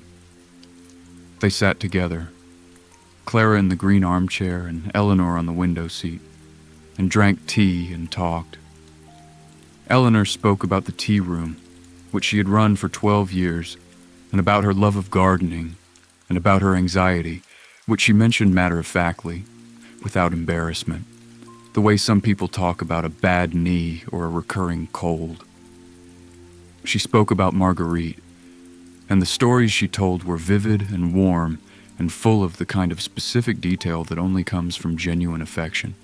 She told Clara about the time Marguerite had stayed up all night to finish reading a novel because she was worried about a character, and about the time she had gotten into an argument with a delivery driver who had left a box of books in the rain, and about the way she always smelled of lavender because she kept sachets in the pockets of every cardigan she owned. Clara listened. She was good at listening. She had always been good at listening, and she was discovering that this was perhaps the most useful skill she could have brought to Thornhaven. When Eleanor had finished her tea and her stories, she stood up and browsed the shelves. She moved through the shop with the ease of long familiarity, her fingers trailing along the spines, her head tilted to read the titles. After a few minutes, she paused at a shelf near the middle of the room and pulled out a book. "Is this new?" she asked, holding it up. It was a hardback with a watercolor cover showing a cottage garden in late summer. Clara looked at it. She did not know if it was new. She did not know most of the stock yet, but she walked over and took the book from Eleanor and turned it over and read the description on the back. It was a memoir by a woman who had restored a neglected garden over the course of a year, written in prose that the reviewer described as lyrical and deeply comforting. Clara looked at Eleanor, who was watching her with an expression that was both hopeful and slightly apprehensive, like a child showing a parent something they have made. "I think this might be exactly right for you," Clara said. She was not sure why she said it. She had no basis for the recommendation beyond the card she had read and the conversation they had just shared, and a feeling in her chest that was less like knowledge and more like instinct. But Eleanor's face lit up, and she took the book and held it the way Nina had held Swallowdale, with both hands and a tenderness that was almost reverence. "Your grandmother used to say exactly that," Eleanor said. "She would hand me a book and say, 'I think this is exactly right for you.'" Her voice wavered. "You sound just like her." After Eleanor left, carrying her book in a paper bag that Clara had found in the supply shelf, wrapped in brown paper and tied with string because it felt right, Clara sat down in the armchair and stared at the ceiling. She was shaking slightly, not from fear, from something closer to exhilaration, or perhaps recognition. She had just done the thing her grandmother had done for 40 years. She had seen a person, and she had matched them to a book, and it had felt natural, as though the skill had been in her all along, waiting for the right context to emerge. She did not have time to think about this for long, because the door opened again, and a man walked in. He was tall and broad and dark-skinned, with close-cropped gray hair and a bearing that suggested quiet authority. He was wearing a navy peacoat and carrying a leather satchel, and he paused just inside the door and looked around the shop with an expression that was more controlled than Eleanor's, but no less emotional. "You must be Clara," he said. His voice was deep and warm, with a cadence that carried the faintest trace of an accent she could not place. "I am Samuel Osei. Your grandmother was one of the finest people I have ever known." Clara stood. She knew this man from the cards. Samuel Osei, docks manager, deeply well-read, appreciates being challenged. "We argue about Chinua Achebe every time he comes in." She extended her hand, and he shook it with a grip that was firm and careful, the handshake of someone who is aware of his own strength. "She spoke of you often," Clara said, and realized as she said it that it was true in a way. The cards were Marguerite's way of speaking, and she had written about Samuel Osei with a respect and an affection that was evident in every line. Samuel raised an eyebrow. "I suspect what she said was that I am stubborn and that my opinions about things fall apart are wrong," he said. A smile played at the corner of his mouth. Clara smiled. "Something along those lines," she said. Samuel laughed. It was a good laugh, deep and genuine, and it filled the shop the way a bass note fills a room, not by being loud, but by being resonant. He walked to the African literature section. Clara had identified it during her cleaning, a small but carefully curated shelf near the window, and stood there for a moment, his hand resting on the shelf, not touching the books, just resting. "She had impeccable taste," he said quietly. "She knew more about African literature than anyone I've met in this country, and she was always learning more. She ordered books from publishers I had not heard of, small presses in Nairobi, in Lagos, in Accra. She did it for my daughter, partly. She wanted Adwoa to see herself in the books she read, but she did it for the shop too. She believed that a bookshop should hold the whole world, not just one corner of it." Clara felt the prickling behind her eyes again. She was beginning to think that this was her permanent state now, this constant hovering on the edge of tears, not from sadness, but from the sheer weight of discovering how much her grandmother had mattered. She made tea for Samuel, and they talked about books. Samuel was, as the cards suggested, deeply well-read and passionately opinionated. He told Clara about the writers he loved.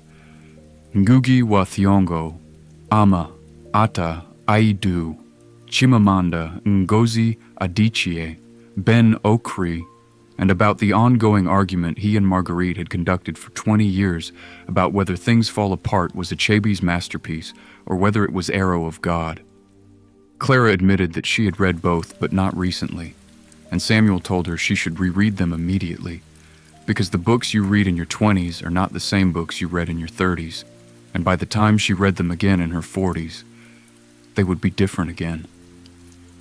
That is the miracle of good literature, he said. It grows with you. Before he left, Samuel bought a novel by a writer Clara had not heard of.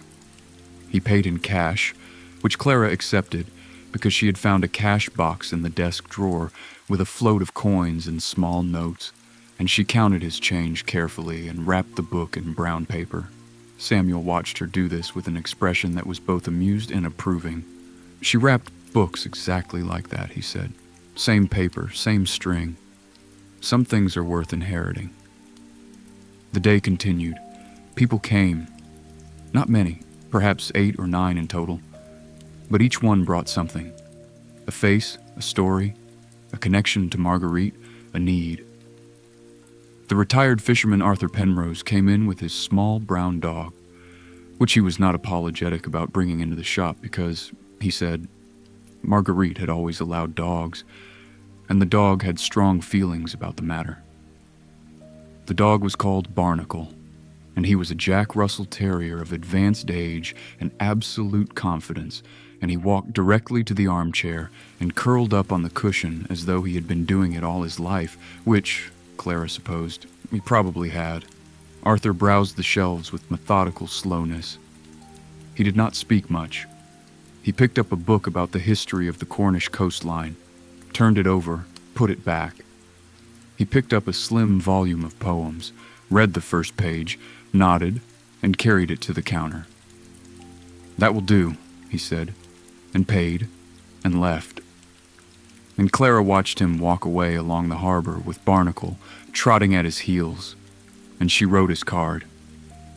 Arthur Penrose, retired fisherman, 78, born in Thornhaven, never left, laconic, does not waste words, came in with his dog Barnacle, a Jack Russell who owns the armchair, bought a poetry collection without checking the price. He is more tender than he wants people to know. Priya Sharma came in during her lunch hour. She was younger than Clara had expected, early 30s, with quick eyes and a nervous energy that softened as soon as she stepped inside the shop. She told Clara that she taught at the village school and that she had been worried about coming in because she did not want to cry, and then she laughed and said that she was already crying, so that was that sorted. Clara made her tea and they talked about books. Priya read widely and fast and had opinions about everything, which she shared with a rapid-fire enthusiasm that was both charming and slightly overwhelming. And Clara found herself enjoying the conversation in a way she had not enjoyed a conversation in months. Priya was smart and funny and self-deprecating, and she talked about Thornhaven with the particular clarity of someone who had come to it from elsewhere and could see both its beauty and its limitations. The village is lovely, Priya said, but it can be insular, not unkind, just slow to let you in. She paused. Marguerite was the first person who made me feel like I belonged here. She did not make a fuss about it. She just treated me as though I had always been here, and eventually the village followed her lead. Clara wrote the card that evening. Priya Sharma, teacher, primary school, from Birmingham originally, moved here 3 years ago. Reads literary fiction, Indian authors, anything that makes her think. Funny, quick, self-aware, still finding her place but getting closer. She needs people who take her seriously, and she deserves them. The pattern of the days established itself without effort. Clara opened the shop at 9 and closed it at 5, though the closing time was flexible, because if someone was browsing, she did not have the heart to hurry them. She kept the kettle on, and the biscuit tin full and the green armchair available for anyone who wanted to sit. She read her grandmother's cards and wrote her own, and she began to build, tentatively and imperfectly, the web of knowledge that Marguerite had spent a lifetime weaving. The weather grew cooler. September deepened, and the light took on the golden, slanting quality of early autumn. the kind of light that makes everything it touches look like a painting. The leaves on the hedgerows began to turn, first in spots and patches, then in broad sweeps of amber and russet and gold. The blackberries were at their peak, and Clara picked handfuls on her walks along the coastal path, eating them warm from the sun, their juice staining her fingers purple. She cooked more now. The kitchen in the flat had drawn her in with its simplicity and its warmth, and she found herself spending evenings at the stove, making soups and stews and simple pasta dishes with the vegetables she bought from the farmer's market that appeared on the harbor every Thursday. The market was small, a dozen stalls at most, but the produce was extraordinary. Carrots that tasted like actual carrots, not the pale, watery things she had bought in London. Potatoes still dusted with soil. Bunches of herbs so fragrant that carrying them home was like walking through a garden. One Thursday evening, she made a leek and potato soup. She peeled the potatoes and sliced the leeks and softened them in butter in the heavy-bottom pot she had found in the cupboard under the stove. The butter melted with a quiet sizzle, and the leeks went in with a hiss and then settled, their green and white rings separating and sliding against each other in the golden fat. She added stock. She had made it herself, from a chicken carcass she had bought from the butcher, simmering it all day with carrots and celery and a bay leaf, and let the soup bubble gently on the lowest heat while she sat at the kitchen table and read. The kitchen filled with the smell of the soup, a warm, savory, deeply comforting smell that seemed to wrap itself around the room like a blanket. Clara stirred it occasionally, not because it needed stirring, but because she enjoyed the motion, the slow circling of the spoon through the thick, creamy liquid, the way the steam rose and curled and dissolved. When it was done, she blended it until it was smooth, and poured it into a bowl and ate it at the table with a thick slice of bread and butter and a glass of cold water from the tap. The soup was good. It was simple and honest and warming, and she ate it slowly, looking out the window at the garden below, which was visible in the last of the evening light. She had begun to work in the garden. Not seriously, she was not a gardener, and she did not know the names of most of the plants, but she had pulled some of the obvious weeds and cleared the paths between the raised beds and picked the apples from the tree, which turned out to be a variety she did not recognize, small and tart and absolutely delicious when baked. She had baked apples the previous weekend, coring them and filling them with brown sugar and cinnamon and a knob of butter and putting them in the oven on a low heat for an hour. The flat had smelled like autumn itself, warm and spiced and sweet, and when she had taken them out, they were soft and golden and bubbling, and she had eaten 2 of them with a spoonful of the cream she had bought from the market, and felt, for the first time in as long as she could remember, that she was exactly where she was supposed to be. The second week brought more visitors to the shop, and with them, more stories. Clara was beginning to understand that the Wren was not really a shop in the commercial sense. It was more like a living room that happened to contain books for sale. People came in not just to buy, but to sit, to talk, to be in the space. Some came in and browsed for 20 minutes and left without buying anything, and Clara did not mind, because they always left looking slightly different from when they had arrived. Calmer, softer, as though the shop had rubbed some of its peace off on them. Thomas Harding came every Wednesday and Saturday, as the cards predicted. He sat in the armchair and read and drank tea, and occasionally made a remark so dry and understated that Clara had to think about it for a moment before she realized it was funny. He had a particular genius for deadpan delivery. When Clara asked him one afternoon if he had any recommendations for her, she was trying to fill a gap on the local history shelf. He said, without looking up from his book, "I recommend that you never ask a retired school teacher for a recommendation unless you have a spare hour and a tolerance for digression." Nina came with him on Saturdays. She had finished Swallowdale in 4 days and wanted the next one and the next one, and the one after that. Clara had found the complete Arthur Ransom series on a shelf in the back room, not the main shop, but a storage shelf where Marguerite appeared to have kept duplicates in special orders. And she doled them out one at a time, one per visit, which Nina accepted with a patience that Clara suspected was entirely performative. Between books, Nina talked. She talked about school and about her best friend Isla, and about the rock pools at the base of the headland, where you could find hermit crabs if you were very quiet and very patient. She talked about her grandfather, who she described with the specific, unsentimental love of a child who sees a person clearly. "Granddad is very smart," she said one Saturday, "but he does not know how to cook anything except toast and tinned soup, and sometimes the toast is burned, but I do not tell him because he tries very hard." She talked about Marguerite, too.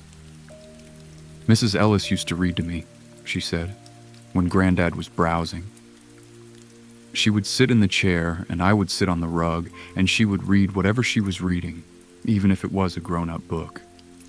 She did not change her voice for me. She just read, and I listened, and sometimes I understood, and sometimes I did not, but I liked the sound of it." She paused. "Will you read to me?" Clara looked at Nina, who was sitting on the rug with her knees drawn up, looking very small against the backdrop of the shelves. And she said yes, of course, and she picked up the book she was reading, the Lighthouse novel from the nightstand, and began to read aloud. Her voice was different from her grandmother's. She knew that without knowing what her grandmother's voice had sounded like. Her voice was softer, perhaps, and less certain. But the words carried, and Nina listened, with her eyes half closed and her chin on her knees, and Thomas listened too, though he pretended not to, turning the pages of his own book at a pace that suggested he was not reading it at all. After that, reading aloud became part of the Saturday routine. Clara would read for 20 minutes or so, while Nina listened, and Thomas sat in the armchair and pretended to be absorbed in military history. The books Clara chose were not always suitable for a 10-year-old, but Nina did not seem to mind. She listened the way she read, hungrily, without discrimination, absorbing everything and storing it away for later. One Saturday, after Thomas and Nina had left, Clara found a note on the counter, written in Nina's careful, slightly wobbly handwriting. It read, "Thank you for reading to me. You have a good voice. It is different from Mrs. Ellis's, but I like it. Postscript. I am drawing you a picture, but it is not ready yet." Clara put the note in the desk drawer, next to the rabbit in spectacles. Eleanor Finch became a regular, too. She came in 2 or 3 times a week, always during the quiet, mid-afternoon lull, and she always brought something, a slice of cake, a jar of preserves, a small bunch of herbs from her garden. She browsed with a dreaminess that Clara found endearing, picking up books and reading random pages before putting them back, as though she were having brief conversations with each one. Clara began to anticipate Eleanor's moods. On days when Eleanor was anxious, and Clara could tell, because her hands moved differently, her fingers picking at the cuffs of her cardigan, her eyes darting, Clara would steer her toward the gentle mysteries in the gardening books. On days when Eleanor was calm and expansive, Clara offered her something more challenging, a novel with substance, a collection of essays, a book about ecology or natural history that might stretch her thinking without overwhelming it. She did not always get it right. Once, she recommended a novel that turned out to have a chapter about a garden being destroyed, and Eleanor returned it the next day with a polite but firm explanation that it had given her nightmares.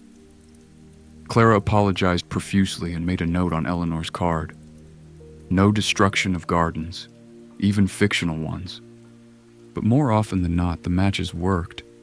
Eleanor would come back after finishing a book with bright eyes and flushed cheeks and talk about it with an enthusiasm that made the shop feel alive, and Clara would listen and nod and feel the quiet satisfaction of having connected a person with the right words at the right time. The garden yielded to Clara's tentative efforts. She weeded the raised beds and discovered, beneath the tangle, the remains of an herb garden. Rosemary, thyme, sage, and mint, all still alive, all sending up new growth now that they had space and light. She trimmed them back and watered them, and stood in the garden in the soft September rain, and smelled the herbs on her fingers, and felt a peace so deep it was almost dizzying. Margaret Briggs came by most afternoons with advice and cake, not always in that order. She was a font of information about gardening, about the village, about Marguerite, about life in general, and she dispensed it all with the same brisk, warm authority. She told Clara which plants would survive the winter and which needed to be brought inside. She told her about the village traditions, the harvest festival, the Christmas market, the midsummer bonfire on the headland. She told her stories about Marguerite that made Clara laugh and cry, sometimes simultaneously. One afternoon, sitting in the garden with mugs of tea while the last of the day's warmth lingered in the stone walls, Margaret told Clara about how Marguerite had come to Thornhaven. She arrived in 1983, Margaret said. She was 32. She had been living in London, working in publishing, like you actually, which is one of the things she found remarkable about you. She came down for a holiday and she never left, just like that. She walked into the village and knew. She said later that it was like recognizing a place she had been in a dream. The shop was a fisherman's supplies store at the time, ropes and hooks and waders. She bought it within a month and spent a year turning it into a bookshop. Clara tried to imagine this, her grandmother, young and certain, walking into a Devon village and deciding to stay. It sounded like a fairy tale, like the beginning of one of the stories she read to Nina on Saturdays. Was she not afraid? Clara asked. Margaret considered this. I think she was terrified, she said. But she was the kind of terrified that does things anyway. She used to say that courage was not the absence of fear, but the presence of something you care about more than the fear. She cared about books. She cared about people. She cared about this place, even before she knew it properly. And so she stayed, and she built the shop, and she built a life, and the fear, well, it never entirely went away, but it became smaller as the life became larger. Clara thought about this for a long time after Margaret left. She sat in the garden as the light faded and the air cooled and the first stars appeared above the chimney tops, faint and uncertain, as though they too were deciding whether to commit to the evening. She thought about fear and care and the question of what she would do when the month was over. 2 weeks had passed. She had 2 weeks left, and the life she was building here, the shop, the people, the garden, the slow rhythm of days shaped by tea and books and conversation, was becoming more real to her than the life she had left in London. She went inside and made supper, a simple omelet with herbs from the garden, cheese from the market, and a salad of leaves that Margaret had brought from her own vegetable patch. She ate at the kitchen table with the window open, listening to the sea and the last calls of the blackbird in the garden. And the food was warm and savory and good, and the evening was quiet, and Clara ate slowly and thought about nothing and everything and felt the unnamed feeling in her chest again, the one that she was beginning to think might be something as simple and as complicated as belonging. The third week brought the harvest festival and, with it, a shift in the village's relationship with Clara. The festival was held on the last Saturday of September, on the harbor green, a patch of grass between the pub and the seawall that was transformed for the occasion into something magical. Clara helped with the preparations, having been recruited by Margaret with the gentle inevitability of a woman who does not take no for an answer. She hung bunting, handmade, in autumnal colors, sewn by Margaret herself, and helped arrange tables and carried boxes of produce from the market stalls to the display area, where they were arranged in the traditional abundance: pyramids of apples, baskets of plums, sheaves of wheat, marrows the size of small children, and a pumpkin that Janet Penhallow had grown specifically for the competition, and that was, by any reasonable standard, enormous. The day was cool and bright, with a sky the color of freshly washed cotton, and a breeze that carried the smell of the sea and wood smoke and roasting chestnuts. Clara wore Margaret's borrowed wax jacket, which was slightly too large for her, but which had the virtue of being properly waterproof and deeply comfortable, like being hugged by a very sensible aunt. The village came out, all of it. Clara had been meeting the residents of Thornhaven one by one over the past 2 weeks, but seeing them all together was different. They filled the harbor green with noise and color and the particular energy of a community celebrating itself. Children ran between the stalls. Dogs sniffed at the produce displays with poorly concealed intent. The fishermen stood in a cluster near the seawall, drinking cider from ceramic mugs and arguing about something with the good-natured intensity of men who argue as a form of affection. Clara worked the shop stall, which Margaret had insisted upon. She had set up a small table near the green with a selection of books, seasonal titles, local interest, children's stories, a few of her grandmother's recommendations that she had found marked with small stars on the inventory lists. And she sold more in 3 hours than she had sold in the entire previous week. But the selling was almost incidental. The real purpose of the stall was to be there, to be visible, to be the granddaughter of Marguerite Ellis standing behind a table of books at the Harvest Festival, continuing what her grandmother had begun. People stopped. They talked. They told Clara stories. An elderly woman named Agnes, the Agnes from the card, the one who had cried in the shop and been given Elizabeth Bishop poems, held Clara's hand for a long time and said nothing, and her silence was more eloquent than any words could have been. A young man Clara had not met before introduced himself as Ben, the son of the couple who owned the Anchor, and told her that he was trying to write a novel and would she recommend something about the craft of writing. And Clara told him to come to the shop on Monday, and she would have something ready for him. Nina appeared at the stall with her face painted like a fox, which she explained was her choice, and which she was very pleased about, because foxes were her favorite animal after rabbits. She helped Clara arrange the books for a while, which consisted mainly of rearranging them according to her own aesthetic preferences, and then she disappeared into the crowd with Isla, her best friend, who was painted as a badger, and the two of them could be heard shrieking with laughter somewhere near the apple bobbing. Thomas sat on the sea wall with his legs dangling and ate a slice of harvest cake and watched the proceedings with the benevolent detachment of a man who has seen 50 such festivals and finds each one both entirely predictable and quietly moving. Samuel Osei brought his daughter, Adwoa, who was 14 and self-possessed in the way that only 14-year-olds can be, and who looked at Clara's bookstall with an expression of careful evaluation before selecting a novel that Clara had placed on the table almost as an afterthought. It was a coming-of-age story by a Ghanaian British writer, and Adwoa read the first page standing at the stall, and then looked up at Clara and said quietly, "Thank you for stocking this." Clara nodded and did not trust herself to speak.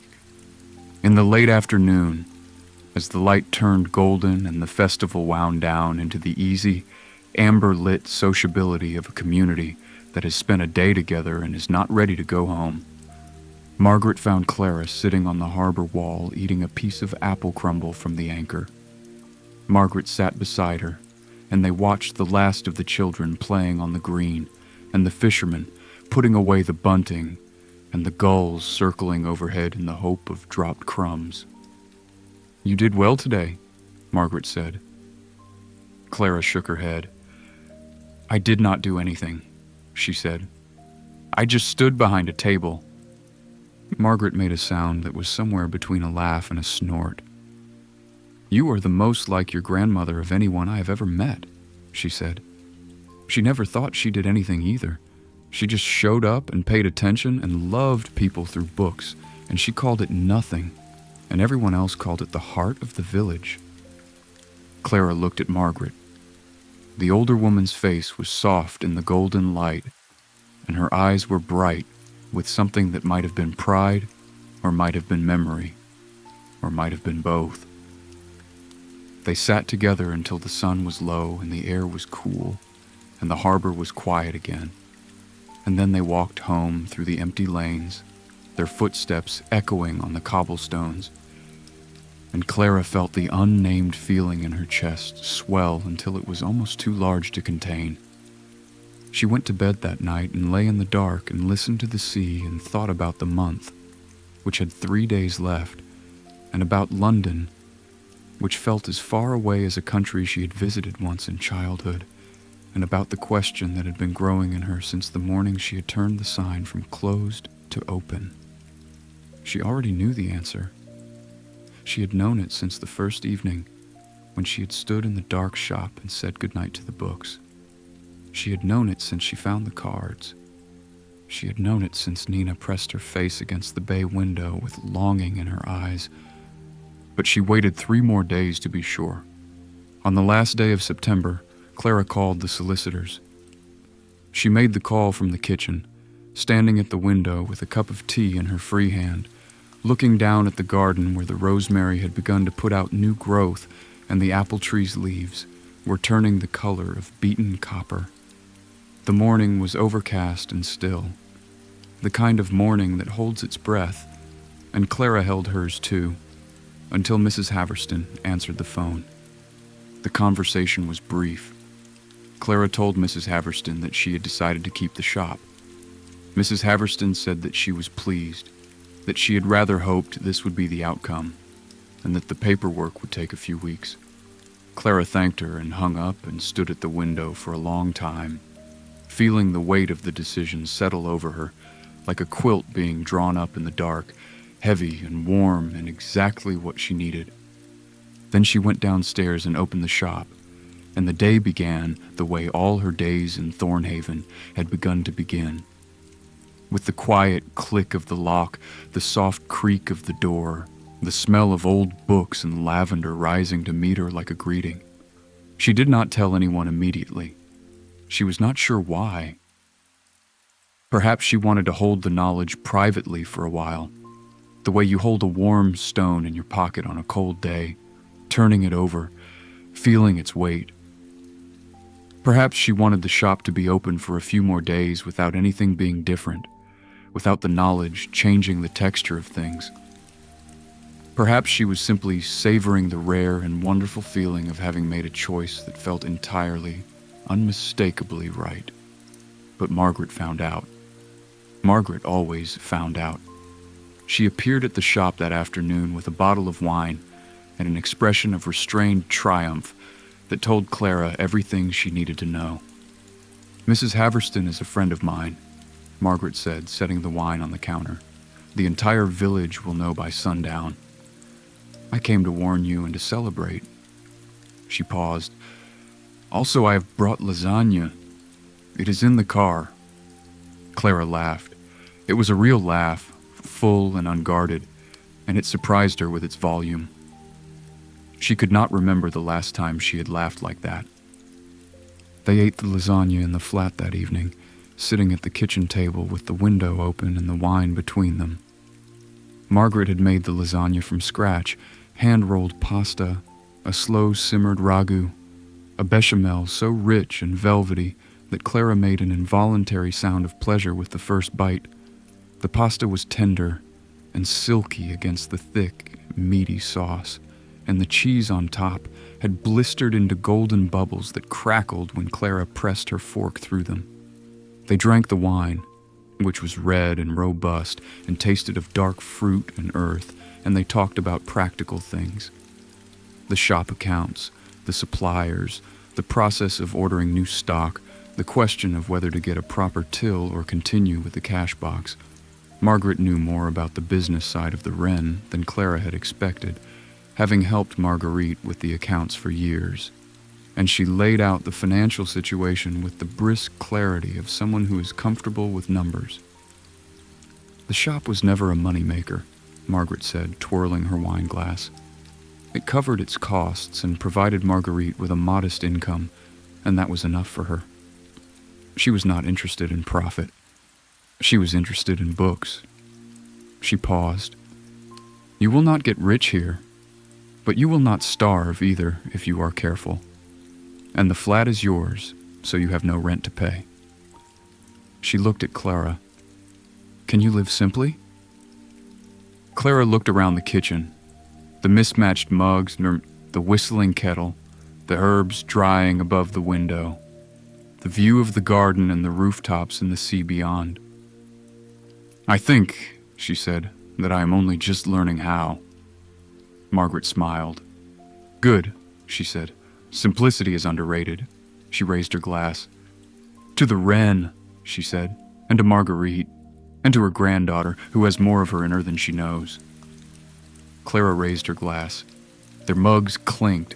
They were drinking the wine from mugs, because Clara had not found any wine glasses, and Margaret had said that this was perfectly acceptable and, in fact, preferable, because wine glasses are fragile and mugs are honest.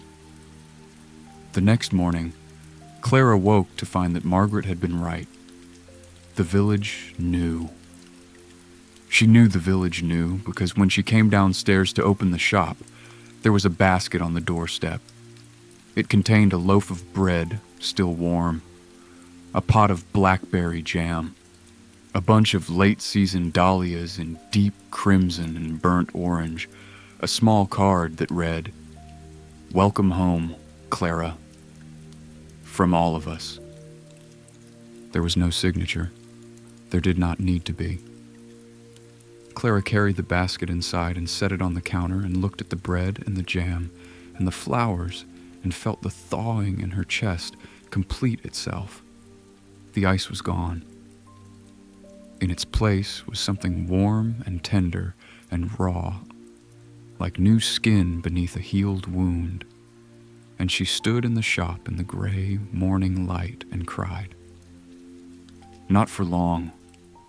She was not a woman who indulged in tears, but she cried enough to feel it, enough to know that what was happening was real.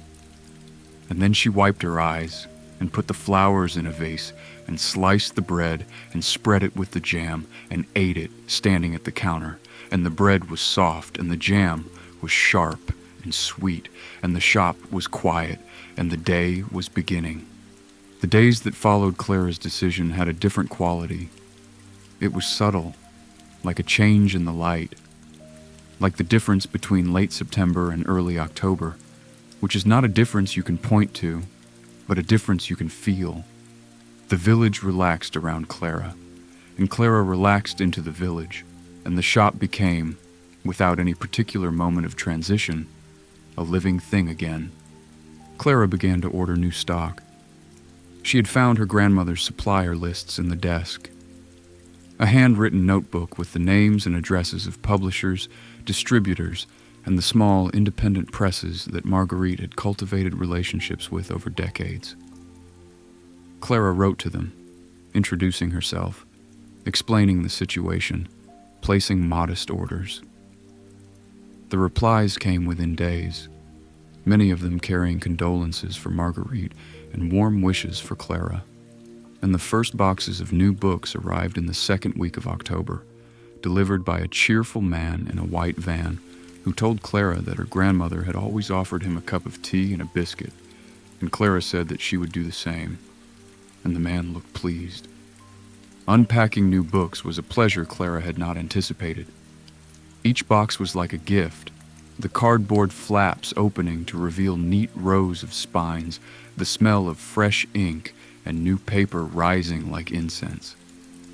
She unpacked them on the rug in the center of the shop, sitting cross-legged like a child at Christmas, reading the back covers and opening the first pages and running her thumb along the spines. Some of the books she recognized, others were new to her. All of them felt like possibility.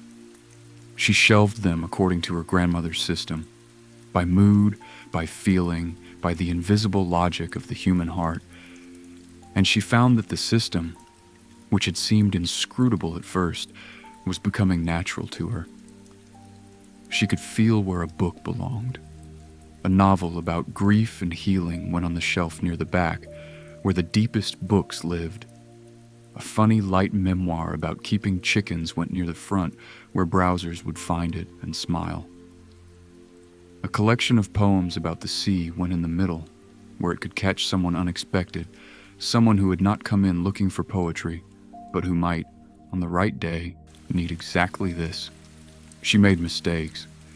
She shelved a thriller on the gentle mystery shelf, and Eleanor bought it and had nightmares again, and came back with it the next day with a reproachful expression.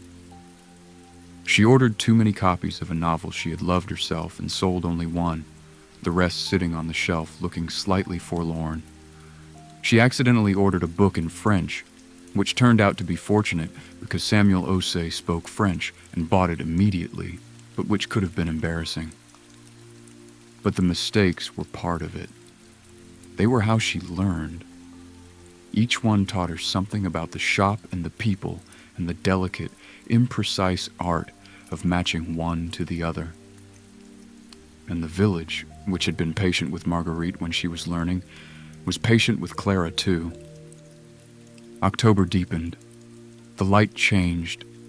The long, golden evenings of September shortened, and the mornings came later, wrapped in mist and the smell of damp earth.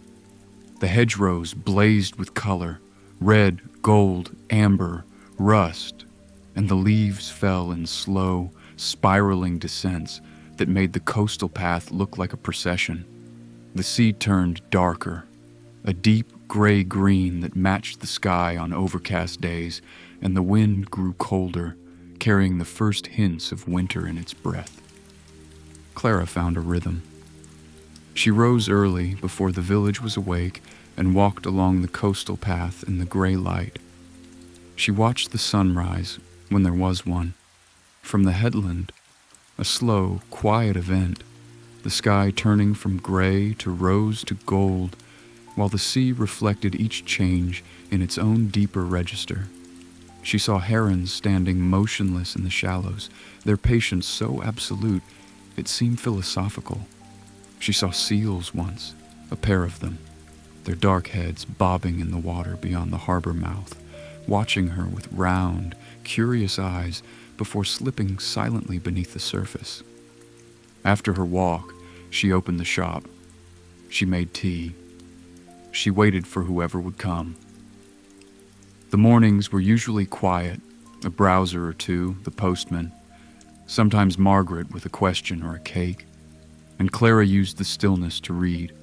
She was working her way through the shelves, not systematically but intuitively, picking up whatever caught her eye, building her own knowledge of the stock, so that when someone came in and described what they were looking for, she could think not just of titles, but of specific passages, specific feelings, specific moments in books that she knew. The afternoons were busier. Eleanor came most days. Priya came after school, sometimes with a stack of exercise books under her arm that she would mark in the armchair while Clara shelved. Samuel came on Thursdays, which was his day off, and he and Clara had developed their own version of the Achabe argument, except their subject was Toni Morrison, about whom they disagreed productively and at length. Arthur came with Barnacle, who claimed the armchair with the territorial certainty of a duke, and Arthur stood at the shelves and read first pages and occasionally bought something and occasionally did not, and both outcomes seemed equally satisfying to him. And Nina came. Nina came on Saturdays with Thomas, and Nina came on Tuesdays after school. And once Nina came on a Wednesday morning because she was homesick with a cold, and Thomas had brought her to the shop because, he said, she was unbearable when she was ill, and at least in the shop she would be quiet. Nina was not quiet, but she was happily absorbed, and she sat on the rug with a blanket and a mug of warm honey and lemon that Clara made her, and she read with the intense, furrowed concentration of a child who is somewhere else entirely, somewhere inside the book, and the shop was peacefuler for her presence, not louder. Clara read to her on Saturdays. The Lighthouse novel was finished, and they had moved on to other books. A collection of myths, a novel about a girl who lived on an island, a book of nature writing about the Devon coast that Nina listened to with particular attention because she recognized the places described and took great pleasure in correcting any inaccuracies she detected. "That is not right," she would say, sitting up from the rug with indignation. "The rock pools at Heartland Key do not have starfish. They have anemones."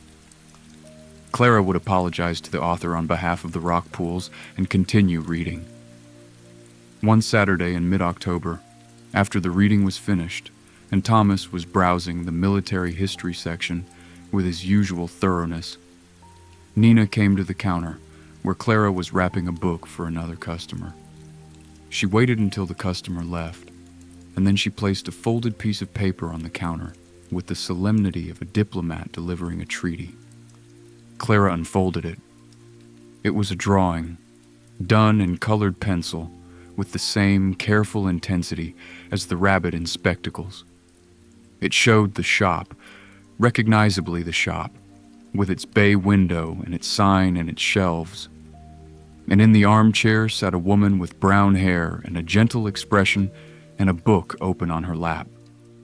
Beside the armchair, on the rug, sat a girl in a yellow raincoat, listening. Above the scene, in Nina's careful lettering, were the words, "Clara and Nina at the Wren." Clara looked at the drawing for a long time. She looked at every line Nina had drawn, the care she had taken with the books on the shelves, each one a different color, each one a tiny rectangle of intention. The way she had drawn Clara's face, which was kind and attentive and more beautiful than Clara thought she actually looked, but which was, she suspected, the way Nina saw her. The way the shop looked in the drawing, warm and bright and full and alive, the way it looked in Nina's experience of it, which was the truest way of all. "This is beautiful," Clara said. Her voice was not entirely steady. "I told you I was drawing you a picture," Nina said. "I wanted to get it right." She paused. "Do you like it?" Clara reached across the counter and put her hand on Nina's head, very gently, the way you touch something precious. "I love it," she said. "I will put it in the desk drawer with the rabbit." Nina smiled her sunrise smile.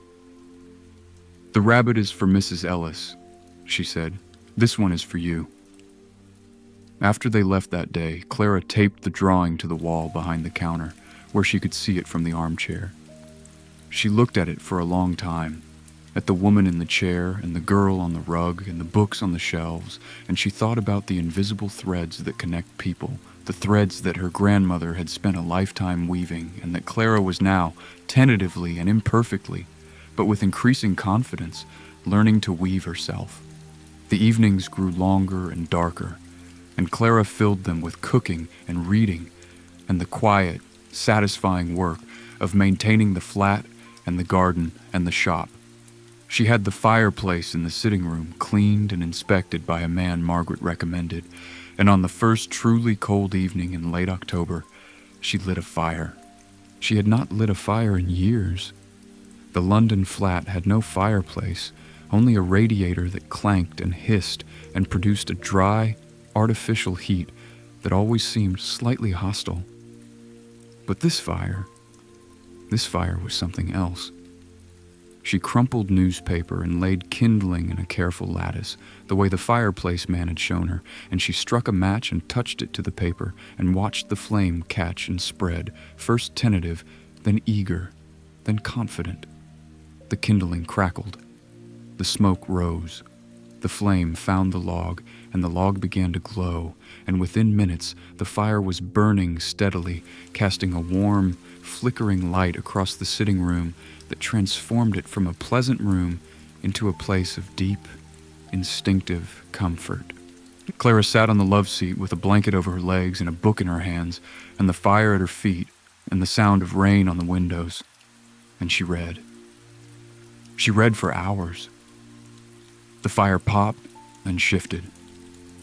The rain came and went. The room was warm and amber lit and perfectly still, and the book was absorbing, and Clara lost herself in it completely, surfacing occasionally to add a log to the fire or to listen to the rain, and then sinking back under, the way a diver surfaces for breath and then descends again into the deep, quiet water below. At some point, she realized she was hungry. She set down the book, reluctantly, marking her place with a ribbon, and went to the kitchen. She made cheese on toast, which was, she had decided, the perfect food for a rainy evening. She sliced the cheese thick and laid it on the bread and put it under the grill, and watched the cheese bubble and brown, its surface developing the golden, slightly blistered crust that is the hallmark of properly made cheese on toast. She ate it at the kitchen table, the toast crunching between her teeth, the cheese stretching in long, elastic strings when she pulled the slices apart, the warmth of it filling her mouth and her stomach and radiating outward through her whole body. Then she made a cup of chamomile tea and went back to the fire, which had burned down to a bed of glowing coals that pulsed red and orange with each breath of draft from the chimney. She added another log and watched it catch, the bark darkening and curling, the flames licking upward in shapes that were never the same twice. She drank her tea and listened to the fire and the rain and the sea, each one a different register of the same vast, encompassing sound, and she felt herself slowing down, her breathing deepening, her thoughts dissolving into the warmth and the light. She went to bed late, leaving the fire to die in its own time, and she lay in the dark and listened to the building settle around her. The creaks and murmurs of the old walls had become familiar now, no longer the sounds of a strange place, but the sounds of home. She could distinguish the particular creak of the stair 3 steps from the top, and the way the bay window rattled slightly in a strong west wind, and the gentle, almost imperceptible hum of the water pipes when the heating came on, a sound so low it was more felt than heard. She pulled the covers up to her chin and closed her eyes. The pillow was cool against her cheek, and the lavender was there, faint and faithful, and the sea was there, distant and steady, and the books were there, 2 floors below her in the dark, rows upon rows of silent words and waiting stories, and Clara lay above them all like a guardian, like a keeper, like a woman who had found her place. November arrived in Thornhaven with fog. Not ordinary fog. This was coastal fog, thick and white and absolute, the kind that erases the world and replaces it with a soft blank page.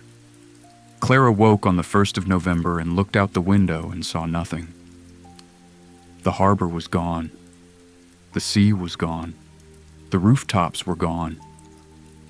In their place was whiteness, dense and still and faintly luminous, as though the air itself had been replaced with milk. She dressed warmly and went down to the shop and opened the door to the lane. The fog pressed against the doorway like a curtain. She could see perhaps 10 feet. The cobblestones directly in front of the shop, the edge of the bench beneath the window, the lavender pot.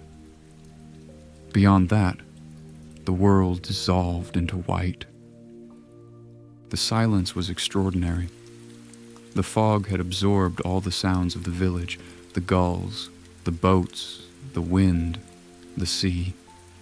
What remained was a hush so complete that Clara could hear her own breathing and the faint ticking of the clock inside the shop and, from somewhere far away, the muffled clang of a bellbuoy out in the channel, its tone muted and mournful, as though it were ringing inside a pillow.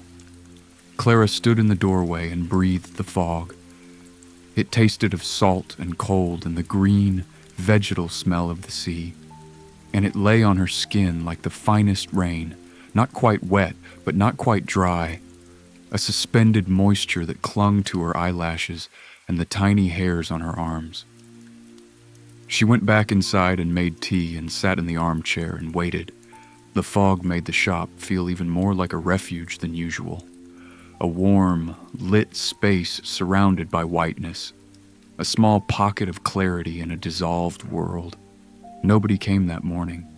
The fog kept people indoors, or at least out of the lanes. Clara read and drank tea and listened to the silence, which was not really silence but a different kind of sound. A muted, padded, compressed version of the usual world, like music played through a thick wall. At midday, the fog began to thin. It did not lift. It simply became less opaque, the whiteness lightening to a translucent gray through which shapes began to appear, ghostly and uncertain. The outline of the cottage across the lane, the harbor wall, a mast, a gull sitting on the harbor wall as though it had been carved there, motionless in the murk. By 2 o'clock, the fog had pulled back enough to reveal the village, though it still hung over the water and the headland in a thick white band that made the horizon look like the edge of a dream. The light that filtered through was pearly and diffused, casting no shadows, giving everything the same soft, even illumination. Eleanor came at 2:30, slightly breathless, her hair damp with fog moisture. She had been walking, she said, along the harbor in the fog, which she knew was probably foolish, but which she found strangely calming. "The fog makes everything smaller," she said, settling onto the window seat with her habitual sigh of arrival. "You cannot see the big things. You can only see what is right in front of you. For someone with anxiety, that is actually quite restful." Clara made her tea and thought about this. She thought it was one of the wisest things she had heard anyone say about fog, and possibly about life.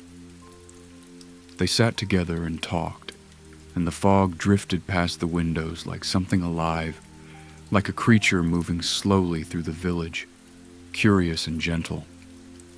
Eleanor told Clara about the tea room, which she was thinking of expanding.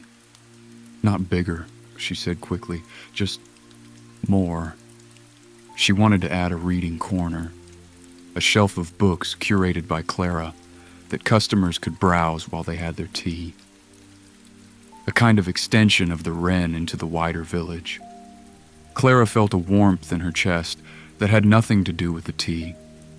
She told Eleanor that she loved the idea, that she would choose the books herself, that they could change them seasonally, that the shelves could hold recommendations and cards written by Clara explaining why each book had been chosen. Eleanor's eyes lit up. She leaned forward and began to talk faster, the way she did when she was excited, her anxiety momentarily forgotten, replaced by the particular energy of a person who has had an idea and knows it is a good one. They planned it together, sitting in the foggy shop, their voices low and animated, drawing diagrams on the back of a receipt, and arguing happily about whether the shelf should be near the window or near the counter. When Eleanor left, she was carrying 3 books that Clara had chosen for her. A novel about a woman who opens a tea room in the Lake District, a gardening memoir, and a slim, beautiful book about the art of slow living that Clara had found on a shelf near the back, and that seemed to have been waiting for exactly this moment. Clara watched her disappear into the remnants of the fog and felt the deep, quiet satisfaction that had become the defining emotion of her days. Not excitement, not the sharp, brittle pleasure of achievement or success, just satisfaction. The satisfaction of doing something that matters, in a place that matters, for people who matter. She went back inside and sat in the armchair and wrote Eleanor's updated card. Eleanor Finch runs the tea room on the harbor. Anxious disposition, but braver than she thinks. Finds comfort in gardening books and gentle stories. Wants to add a book corner to the tea room, which is a wonderful idea. No destruction of gardens, no thrillers, no sudden loud noises in fiction. She brings me things. Cake, preserves, flowers, conversation. She is one of the kindest people I have ever met, and I think she knows it, but does not believe it. November continued. The days shortened. The light retreated earlier each afternoon, pulling the darkness in behind it like a curtain being drawn.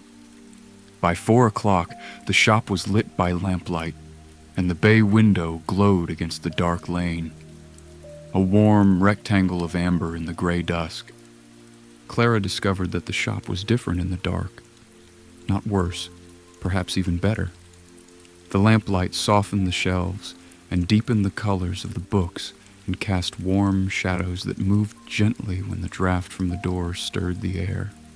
The green armchair became even more inviting, a deep, soft pool of comfort in the golden light. And the people who came in the evenings were different too, quieter, more reflective, more inclined to linger.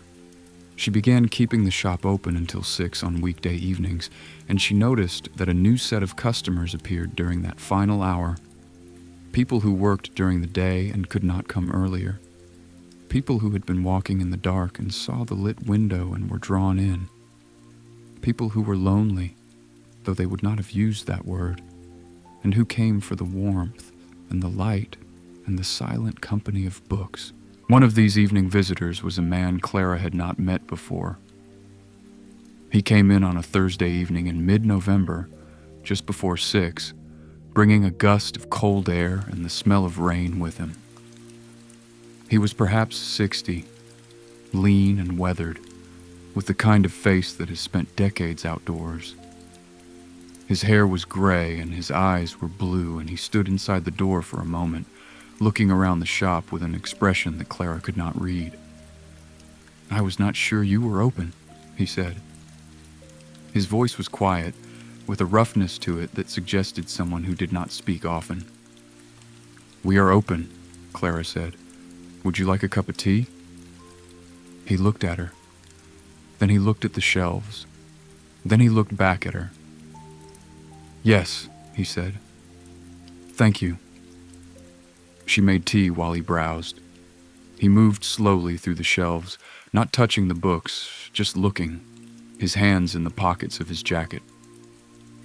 He stopped at the shelf near the back, where the poetry lived alongside the memoirs and the books about what it means to be alive. He stood there for a long time, his head tilted, reading the spines. Clara brought him his tea and set it on the small table near the armchair. She did not ask him if he was looking for anything specific. Something in his manner told her he was not looking for a specific book. He was looking for something else, something less definable, and the shop was the closest place he could think of to find it. He took the tea and sat in the armchair. Clara went to the counter and continued the inventory she had been working on, giving him space. He drank his tea and looked at the shelves and said nothing. And the silence between them was comfortable, the way silence is between two people who do not need to fill it. After perhaps 20 minutes, he stood and went to the poetry shelf and took down a slim volume.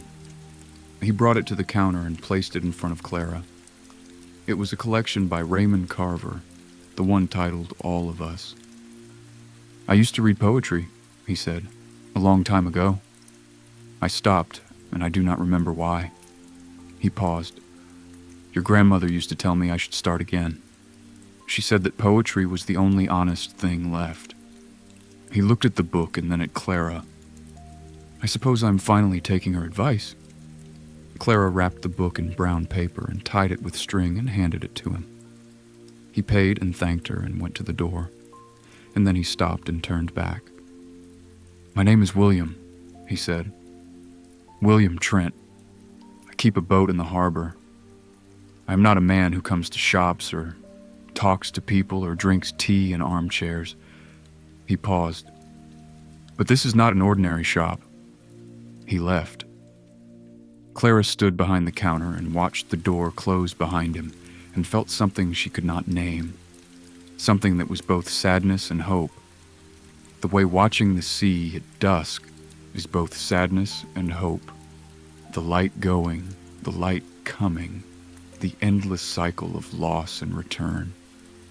She wrote his card that evening. William Trent keeps a boat in the harbor, solitary, quiet, weathered. Came in for the first time tonight, used to read poetry. Stopped, does not remember why. Bought Raymond Carver. His grandmother used to recommend poetry to him, which means she saw something in him that he may have forgotten.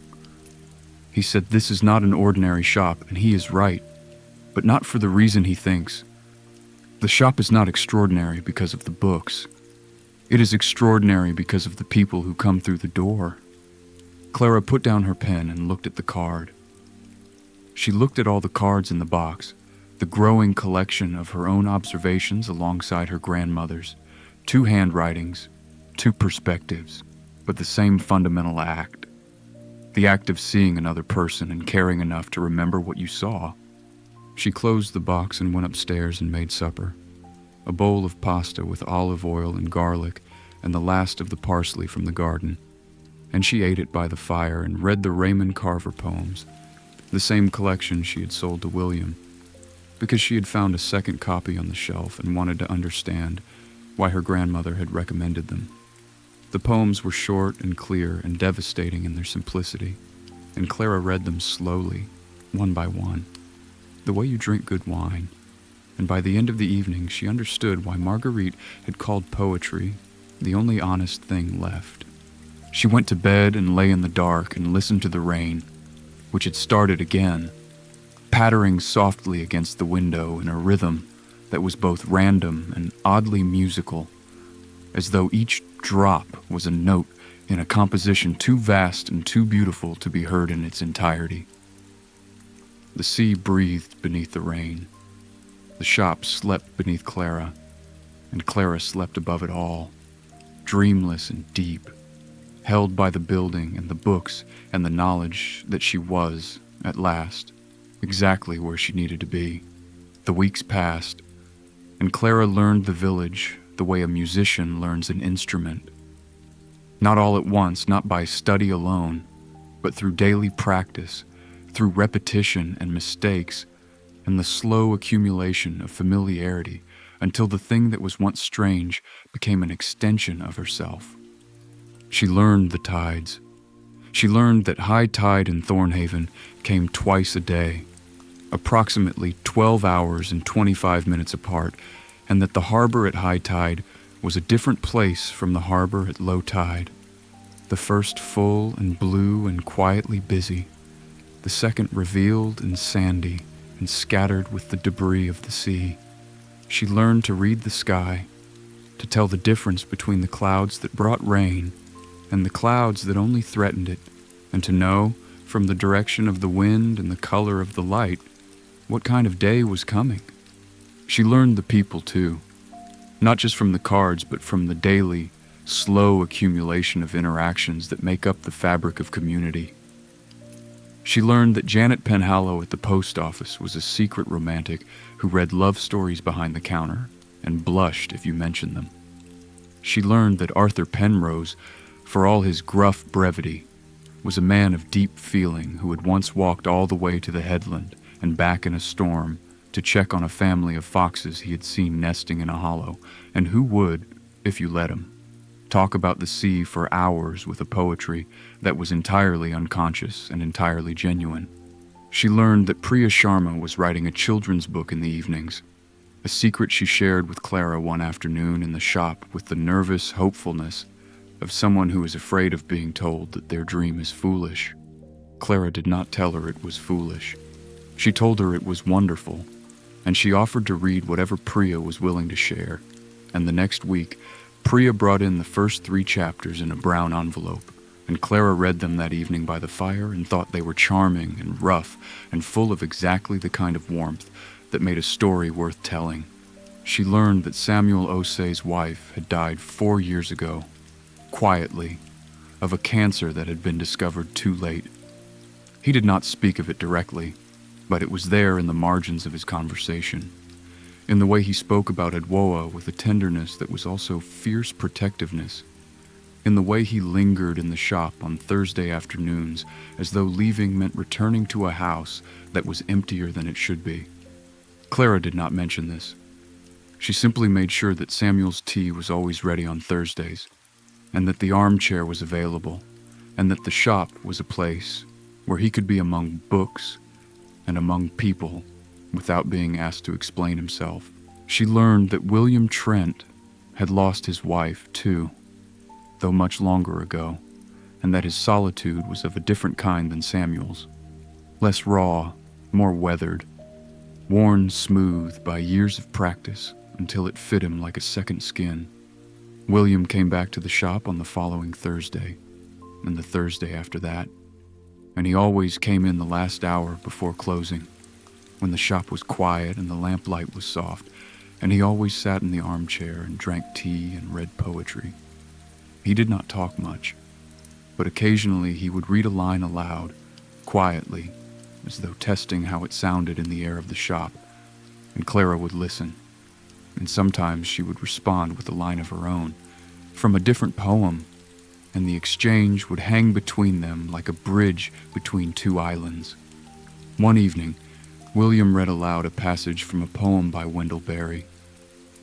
It was about rain and roots and the patience of trees, and when he finished reading, the shop was very quiet, and the lamp flickered once, and William closed the book and looked at Clara. "She would have liked this," he said. "Your grandmother. She would have liked that we are sitting here reading poetry to each other in her shop."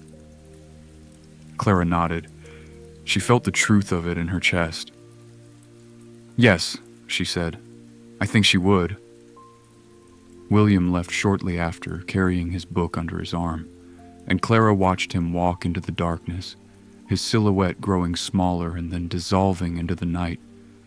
And she thought about how the shop was doing what it had always done, giving people a place to be themselves, quietly and without explanation, in the company of books and of each other. November turned toward December, and the village began to prepare for winter in earnest.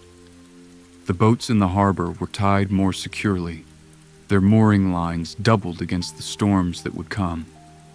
The gardens were put to bed, the last plants cut back, the soil turned and mulched.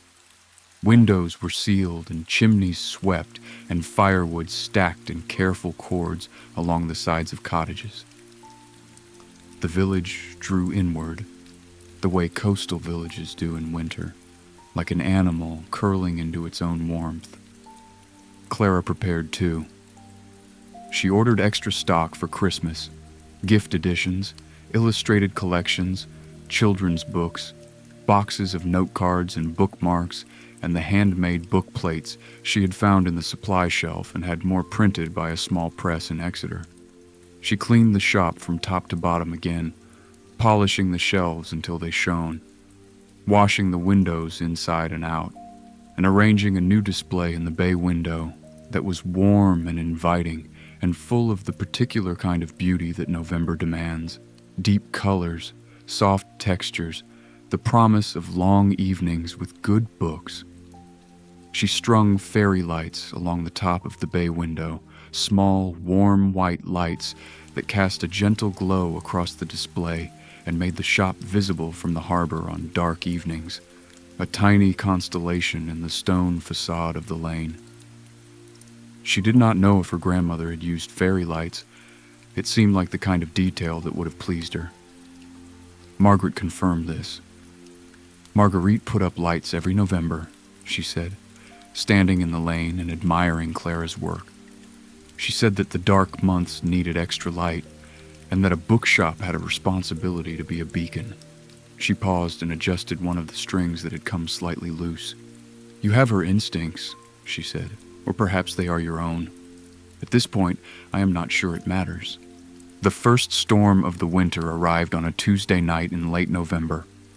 Clara heard it coming before it arrived, a change in the quality of the wind, a deepening of the sea's voice from its usual gentle rhythm to something more insistent, more authoritative.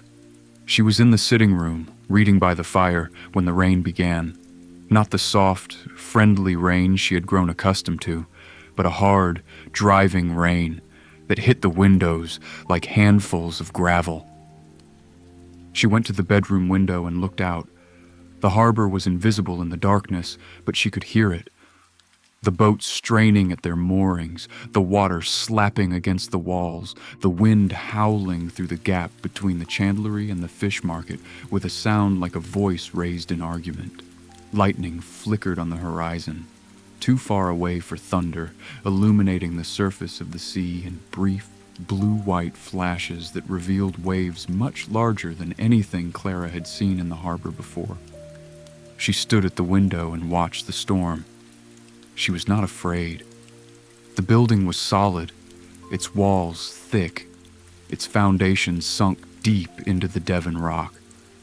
The storm raged outside, but inside the flat was warm and dry, and the fire in the sitting room was burning low, and the books were safe on their shelves, 2 floors below.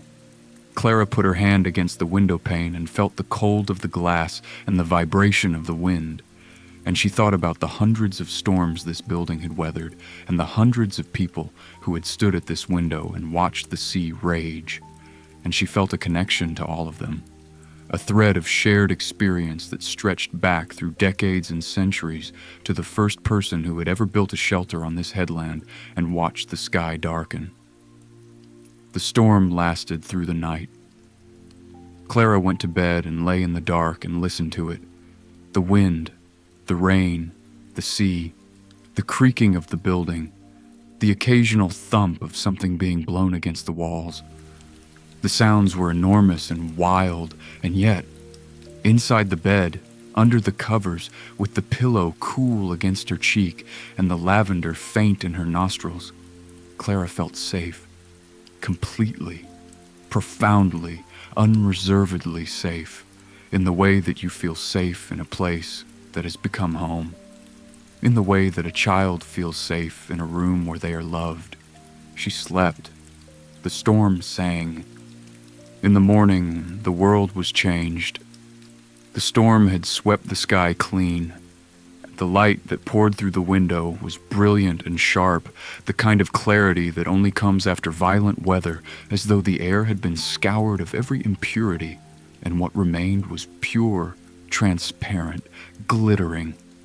Clara walked to the harbor. Debris was scattered along the road. Branches, leaves, a plastic chair from someone's garden, a length of rope. The harbor itself was calm now, the water smooth and green in the morning light, but there was evidence of the storm's passage everywhere.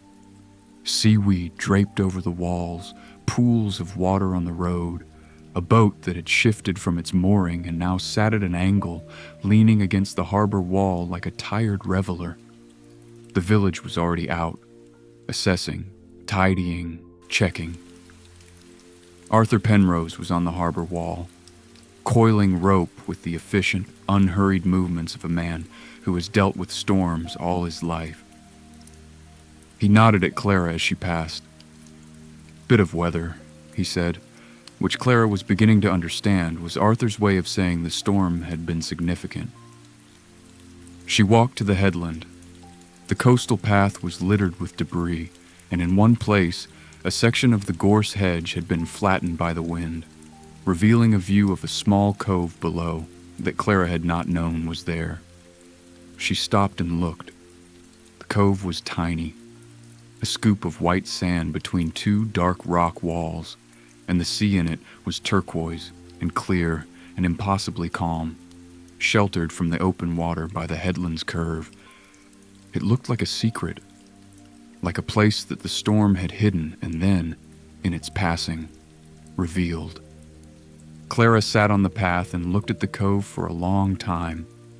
The sun was on her face, and the wind had dropped to a gentle breeze, and the sea in the cove was glittering with 1,000 tiny lights, and she felt a gratitude so large and so simple that it could not be expressed in words, only in the act of sitting still and being present and letting the beauty of the world fill the space that words leave empty. She walked back to the village and opened the shop. The morning was busy. People coming in to talk about the storm, to check on the shop, to buy books and drink tea and be in the warm, lit company of each other. Clara made pot after pot of tea and listened to storm stories and learned that Thornhaven had a tradition, after a storm, of gathering at the Anchor in the evening for a communal meal. "You should come," said Janet Penhallow, who had stopped in on her way to work. "Everyone comes. It is not fancy. It is just us." Clara went. She closed the shop at 5 and walked to the Anchor, which was warm and loud and full of people she knew. The pub's interior was everything a seaside pub should be. Dark wood, low beams, a fire so large it occupied half of one wall, tables scarred by decades of glasses and elbows, and a bar behind which Ben, the young man who wanted to write a novel, was pulling pints with cheerful competence. She found a seat at a long table between Eleanor and Priya, and across from Samuel, who had brought Adwoa. Thomas was there, without Nina, who was at a friend's house for the evening. Margaret was there, holding court at the head of the table, a glass of red wine in one hand and a piece of bread in the other, telling a story about a storm in 1987 that had moved an entire boat from the harbor to the car park. The food was simple and communal, bread and cheese and soup and a fish pie made by the pub's cook, a silent, broad woman named Joan, who was rumored to have once turned down a position at a London restaurant because she preferred to cook for people whose names she knew. The fish pie was extraordinary. The fish fresh from that morning's catch, the sauce thick and creamy and flavored with dill and white wine, the potato topping golden and crisp. Clara ate 2 helpings and did not apologize. The evening lengthened. More wine was poured. The fire crackled. Conversations overlapped and merged, rising and falling like the sea itself, and Clara sat in the middle of all of it and felt something she had never felt before, or perhaps something she had felt once, long ago, and had forgotten. The feeling of being part of something. Not as an observer, not as a visitor, as a member, as a belonging person in a belonging place. At some point, Samuel caught her eye across the table. He raised his glass, a small, private toast, and Clara raised hers, and the gesture said everything that needed to be said.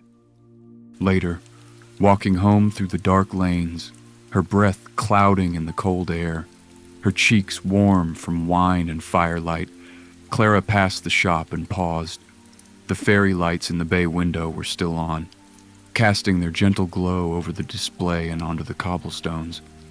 The shop looked like a jewel box, small and bright and precious against the dark stone of the lane. Clara pressed her hand against the glass, the way she had on her first evening, and felt the coolness of the pain and the warmth behind it. And she stood there for a moment in the quiet night, the village asleep around her, the sea breathing in the darkness, the books waiting on their shelves. "Thank you," she said. She was not sure who she was thanking.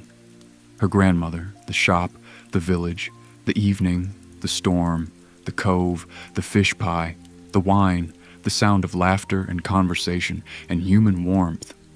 All of it. She was thanking all of it. She went upstairs and went to bed. The sheets were cool. The pillow smelled of lavender. The sea whispered its slow, rhythmic lullaby, and Clara closed her eyes and let it carry her down, down, down into the warm, quiet dark where sleep waited for her with open arms. December came to Thornhaven the way December comes to all coastal villages, sideways, on a cold wind, carrying the smell of the sea and the first anticipation of Christmas. The village decorated itself gradually, without fuss, the way it did everything. A wreath appeared on the door of the post office. The anchor strung lights along its facade. Margaret put candles in every window of number 7, and they burned steadily through the long evenings, small, warm flames visible from the lane. Clara decorated the shop. She spent a Sunday afternoon weaving holly and ivy along the tops of the shelves, the dark green leaves and red berries bright against the warm wood. She placed a small arrangement on the counter, a candle in a brass holder, surrounded by pine cones and sprigs of rosemary from the garden. She found, in the back room, a box labeled Christmas, and inside it were her grandmother's decorations. A string of paper stars, handmade, in silver and gold. A small wooden nativity scene, simple and beautiful, the figures worn smooth by years of handling. A velvet ribbon, deep red, that had been used apparently to tie around the shop's door handle. Clara hung the paper stars in the bay window, where they caught the fairy lights and glowed. She placed the nativity on a shelf near the armchair, where it could be seen but not disturbed. She tied the red ribbon around the door handle, and when she stood back and looked at the shop, decorated for its first Christmas without Marguerite, she felt the complicated ache of carrying on a tradition that someone else began. The sweetness and the sorrow of it tangled together like the holly and the ivy on the shelves. The shop was busy in December. People came for gifts, and Clara discovered that this was the aspect of book selling she loved most. Each gift was a puzzle. Who was the recipient? What did they love? What did they need? What would surprise them? What would comfort them? She spent hours matching books to people she had never met, based on the descriptions their friends and families gave her.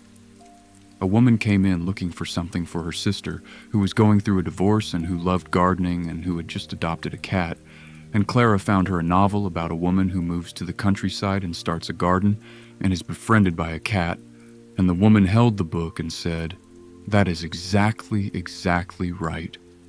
A teenage boy came in, awkward and uncomfortable in the way of teenage boys in bookshops, and mumbled that he needed a present for his mother, who liked to cook. Clara asked him what she cooked, and he said everything. And Clara asked him what her favorite meal was, and he thought for a long time and then said, "Her Sunday roast, because that is when we all sit together." Clara found him a beautiful cookbook, not a flashy one with a celebrity chef on the cover, but a gentle, warm, family-focused one with photographs of tables set for many people and recipes that were designed to be shared. The boy looked at the cover and nodded once, firmly, with an expression that told Clara he recognized something in it. She wrapped every gift in brown paper and string, the way Marguerite had done, and she tucked a handwritten note inside each one. The notes were simple, not the extensive character studies of her grandmother's cards, but brief, personal messages. For the gardener who adopted a cat, I hope this story brings you comfort and laughter. For the boy's mother, a book for the cook who brings everyone together. They were small gestures, but they were real. And Clara wrote each one with the careful attention of someone who understands that the smallest kindnesses are often the ones that matter most. Christmas Eve arrived softly, as though it were trying not to wake anyone. Clara woke in the half-dark of early morning and lay in bed and listened to the village coming to life, the clatter of the milk van, the bark of a dog, the distant sound of church bells practicing for the evening service. She got up and made tea and sat at the kitchen window and watched the sunrise, which was pink and gold and reflected in the harbor water like a painting of itself. She opened the shop at 9, as usual, but today was different. Today, the shop was not just a shop. It was the village's gathering point, the place where people stopped on their way to and from the butcher and the baker and the market, the place where last-minute gifts were bought and wrapped and tucked into bags alongside groceries and bottles of wine. The atmosphere was warm and slightly giddy, the way Christmas Eve always is, charged with anticipation and the pleasant stress of preparations and the underlying knowledge that tomorrow the rushing would stop and the being together would begin. Nina came in at 11 with Thomas. She was vibrating with excitement, the way children do on Christmas Eve, her energy barely contained by the walls of the shop. She gave Clara a card, handmade, with a drawing of the shop on the front, covered in snow, with a wreath on the door and fairy lights in the window and a small wren perched on the sign. Inside, in her careful handwriting, she had written, "Dear Clara, Happy Christmas from Nina and Granddad. Thank you for the books and the reading and the tea. You are the best bookshop person in the whole world. P.S. Granddad says I should say thank you more quietly, but I do not want to be quiet about it." Clara laughed and hugged the card to her chest and told Nina it was the best card she had ever received, which was true. Thomas gave Clara a small package, neatly wrapped. She opened it. Inside was a fountain pen, beautiful and old, with a dark blue barrel and a gold nib. It was his late wife's, Thomas said, his voice steady and matter-of-fact. She was a writer. Letters, mostly. She had beautiful handwriting. He paused. "I thought you could use it for the cards." Clara held the pen and felt its weight and its history and the generosity of the gift, and she looked at Thomas, whose kind eyes were bright behind his glasses, and she said, "Thank you," in a voice that was barely a whisper.